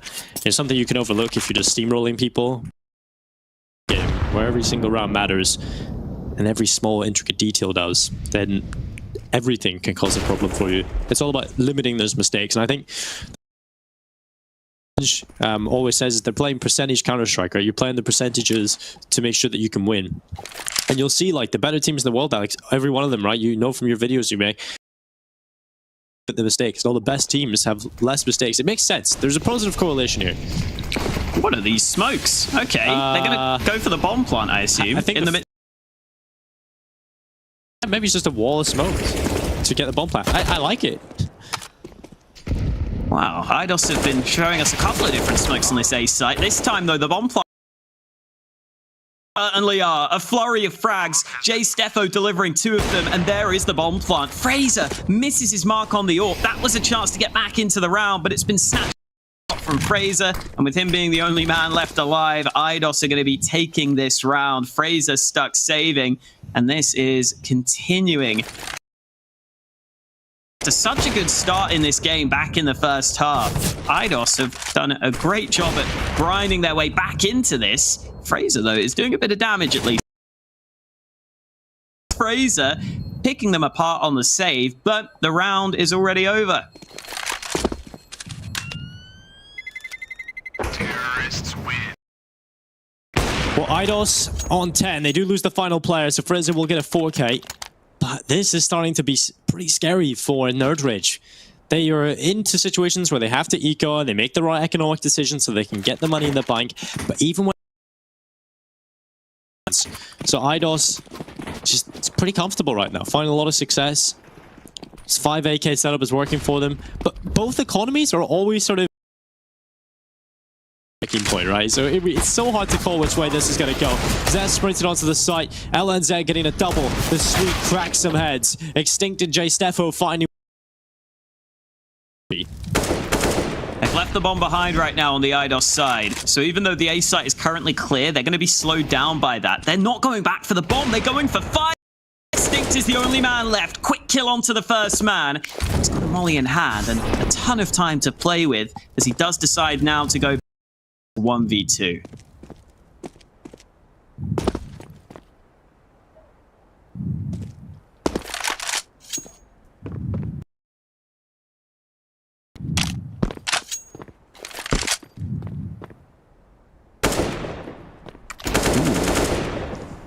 He's given away his position. Extinct still looking for the fight, but Tadpole takes the round win for Nerd Rage. They come away with it. And Eidos, just as they were building momentum, their economy is called into question. Artist and Zeth are both struggling for cash. They are going to go for the full spy, but it's not going to be perfect. A couple of players stuck with pistol. Important round for Eidos.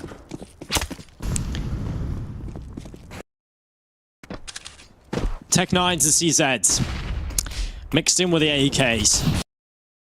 Recipe for success are just a concoction of random assortments, and while who takes a kill on towards Artist to open things up. I like the running gun, I like the tactic. Yeah, he's completely isolated there, but the A play from Zeth also ill-advised. Again, these solo plays from Eidos across the map. We've seen a couple of times now, Artist on B, lose out, then Zeth feels like he has to do something at A. He also may have brought them back into the round somewhat though with that frag, but Brody is ready for the player who is put through window. That means that Eidos still have loads of work to do in this round. Oh, Jay Steffo. It's gonna fall. LNZ gets rid of him and the bomb will fall. Extinct trying to pull it off, and his crosshair was a little offset there, but he does get the kill nevertheless. Lost the Molotov in towards jungle, but look at the bomb. It's being watched by LNZ at the moment, but at least it's a 1v1 fight. LNZ does have the high ground though, so the crosshair placement is can peek, and there we go. LNZ finds it. Point for Nerd Rage. There we go, map point, and more. Idos's money is in pistols being bought right now. 1 AK for Extinct. They're going to have to rely on that heavily in this one. I think this is the sort of round where I wouldn't mind seeing some backup with some other players behind him so that they can try and maybe get the trade if Artist goes down, because he's getting into okay positions where he can maybe cause some issues. He's going alone. He's never really able to win the fights. So maybe that's an idea to this one. We'll see if they can make the most of this buy. They need to, otherwise game.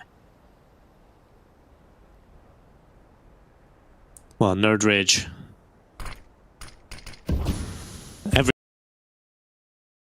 A round where you're going up against the likes of a Hero 8K and 4 pistols. This is the perfect scenario for them to end it here and now. It's going to be Ping for the first kill.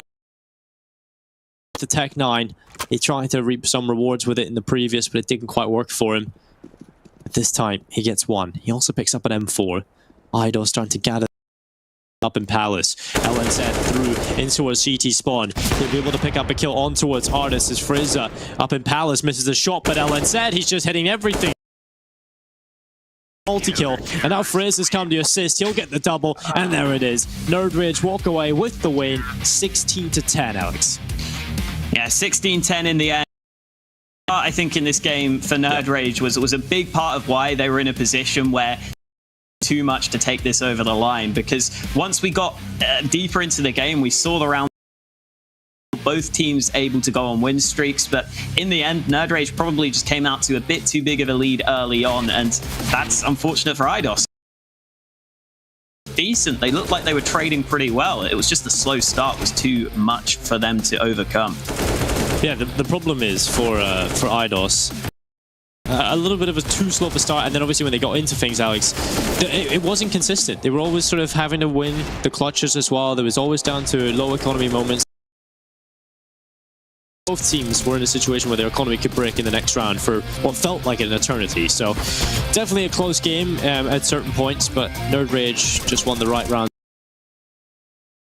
I think they definitely looked like the better side overall. I said that coming into the second half, and well, they did show up. At least one of us was right. Turns out to be you today, Alex. But there you go. Sorry, always Nerd Rage, and I changed it to Idols just for a gimmick. So I'm gonna go and take the win anyway. Wow. Okay. I didn't know you'd be doing that. That's not very. It's a way that I can win anyway. But yeah, overall, we just seen a great individual showing across the entire day. We had some incredible matchups come through today. Ups coming through from everyone today. We just seen some great CS and a lot more close games. Expecting, we were expecting the first one to be a bit of a blowout. The second one was meant to be 16-14. So we have got ourselves a really competitive Premiership. I've been saying that since the first day we casted here, Alex. Well, it's continuing, and it's becoming a common theme. Yeah, definitely. And there were good signs for Idos throughout this game. I think some of the positions Artist was getting into were good. I just think that they could maybe do a bit better at backup for the positions he was getting into. It felt like it was too much of the time Artist just calling for something by himself. We saw it in some of the rounds towards the end. He got boosted in window, so that solo pushing B. They just needed a bit more backup and a bit more assistance for him if he's going to make those sorts of plays. Well, we can actually take a deeper dive into the work his team. We have an interview ready with LNZ to sort of see how things are going inside of that camp, and definitely an interesting result coming over overall. So first of all, how are you doing, and congratulations. Thank you. I'm doing great. How about you? Yeah, I'm good. I'm just kind of enjoying some CS right now. It's actually good to get some going. I'm sure you're enjoying that as well. And clearly, it was always looking like a close one. You guys are two young, exciting teams. How do you feel coming into this?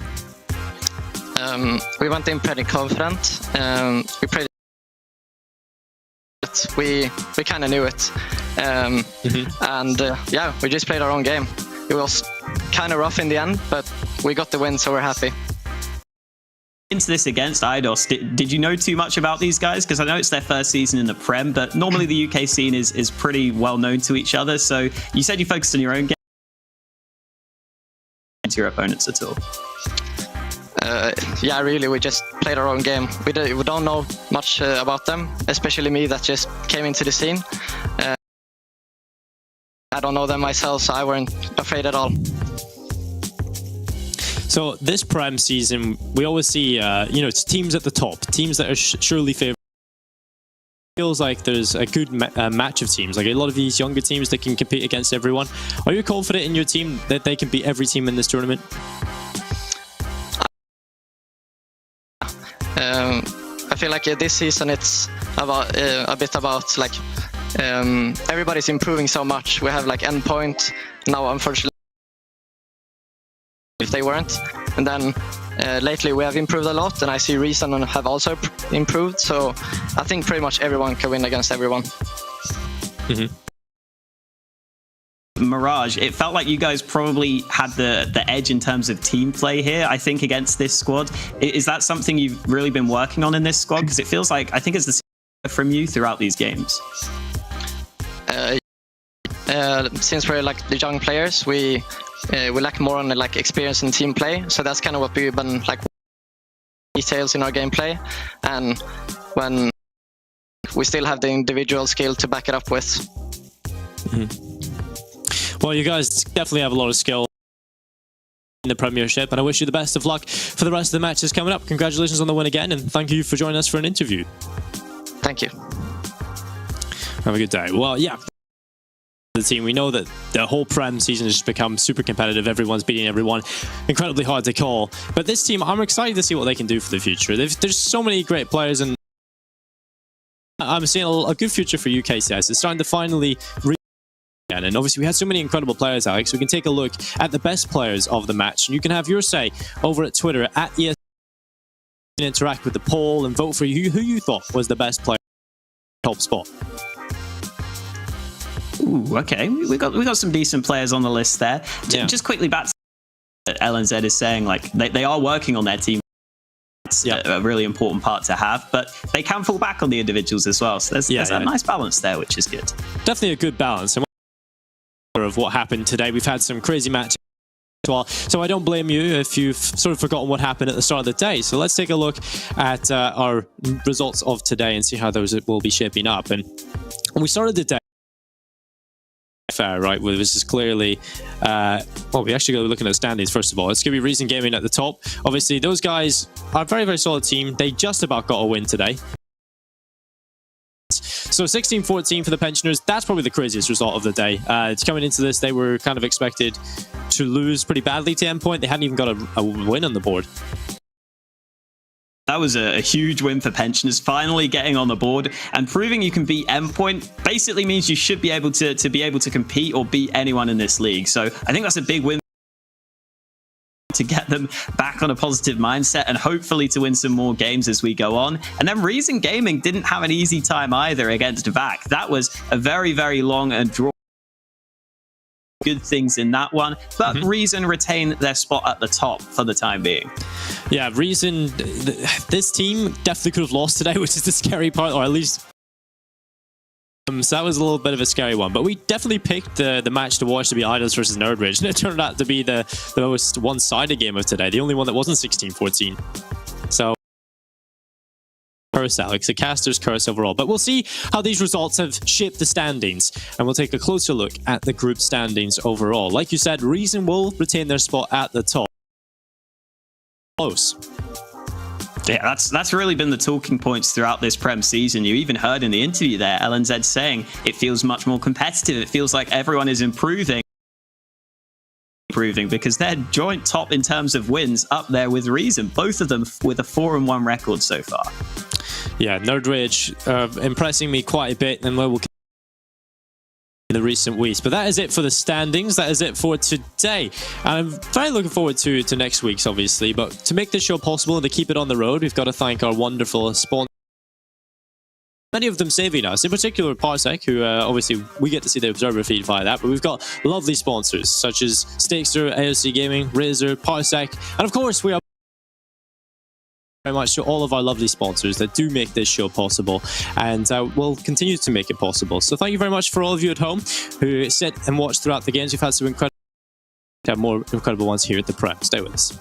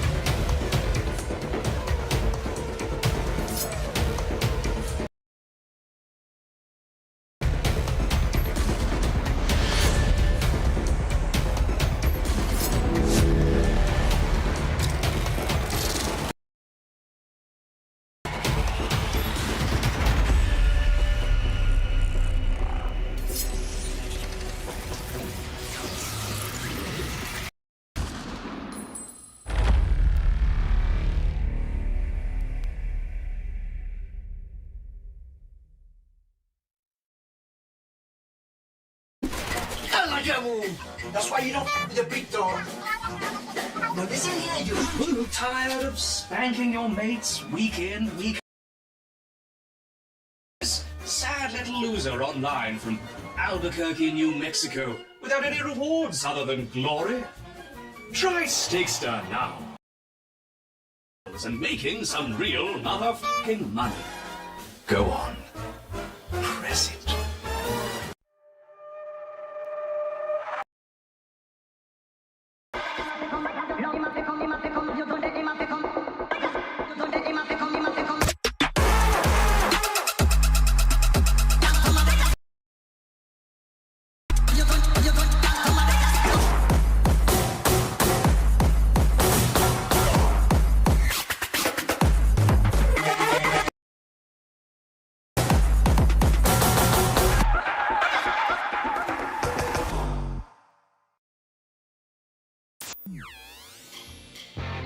Parsec lets you play your entire library of games on any device, anywhere, with anyone, at any time. It's easy. Install Parsec and boom, you're. Are you bored playing solo? Share a link with anyone and go multiplayer. No friends online? Jump into Parsec's arcade and play with people from all around the world. With screens. Download now.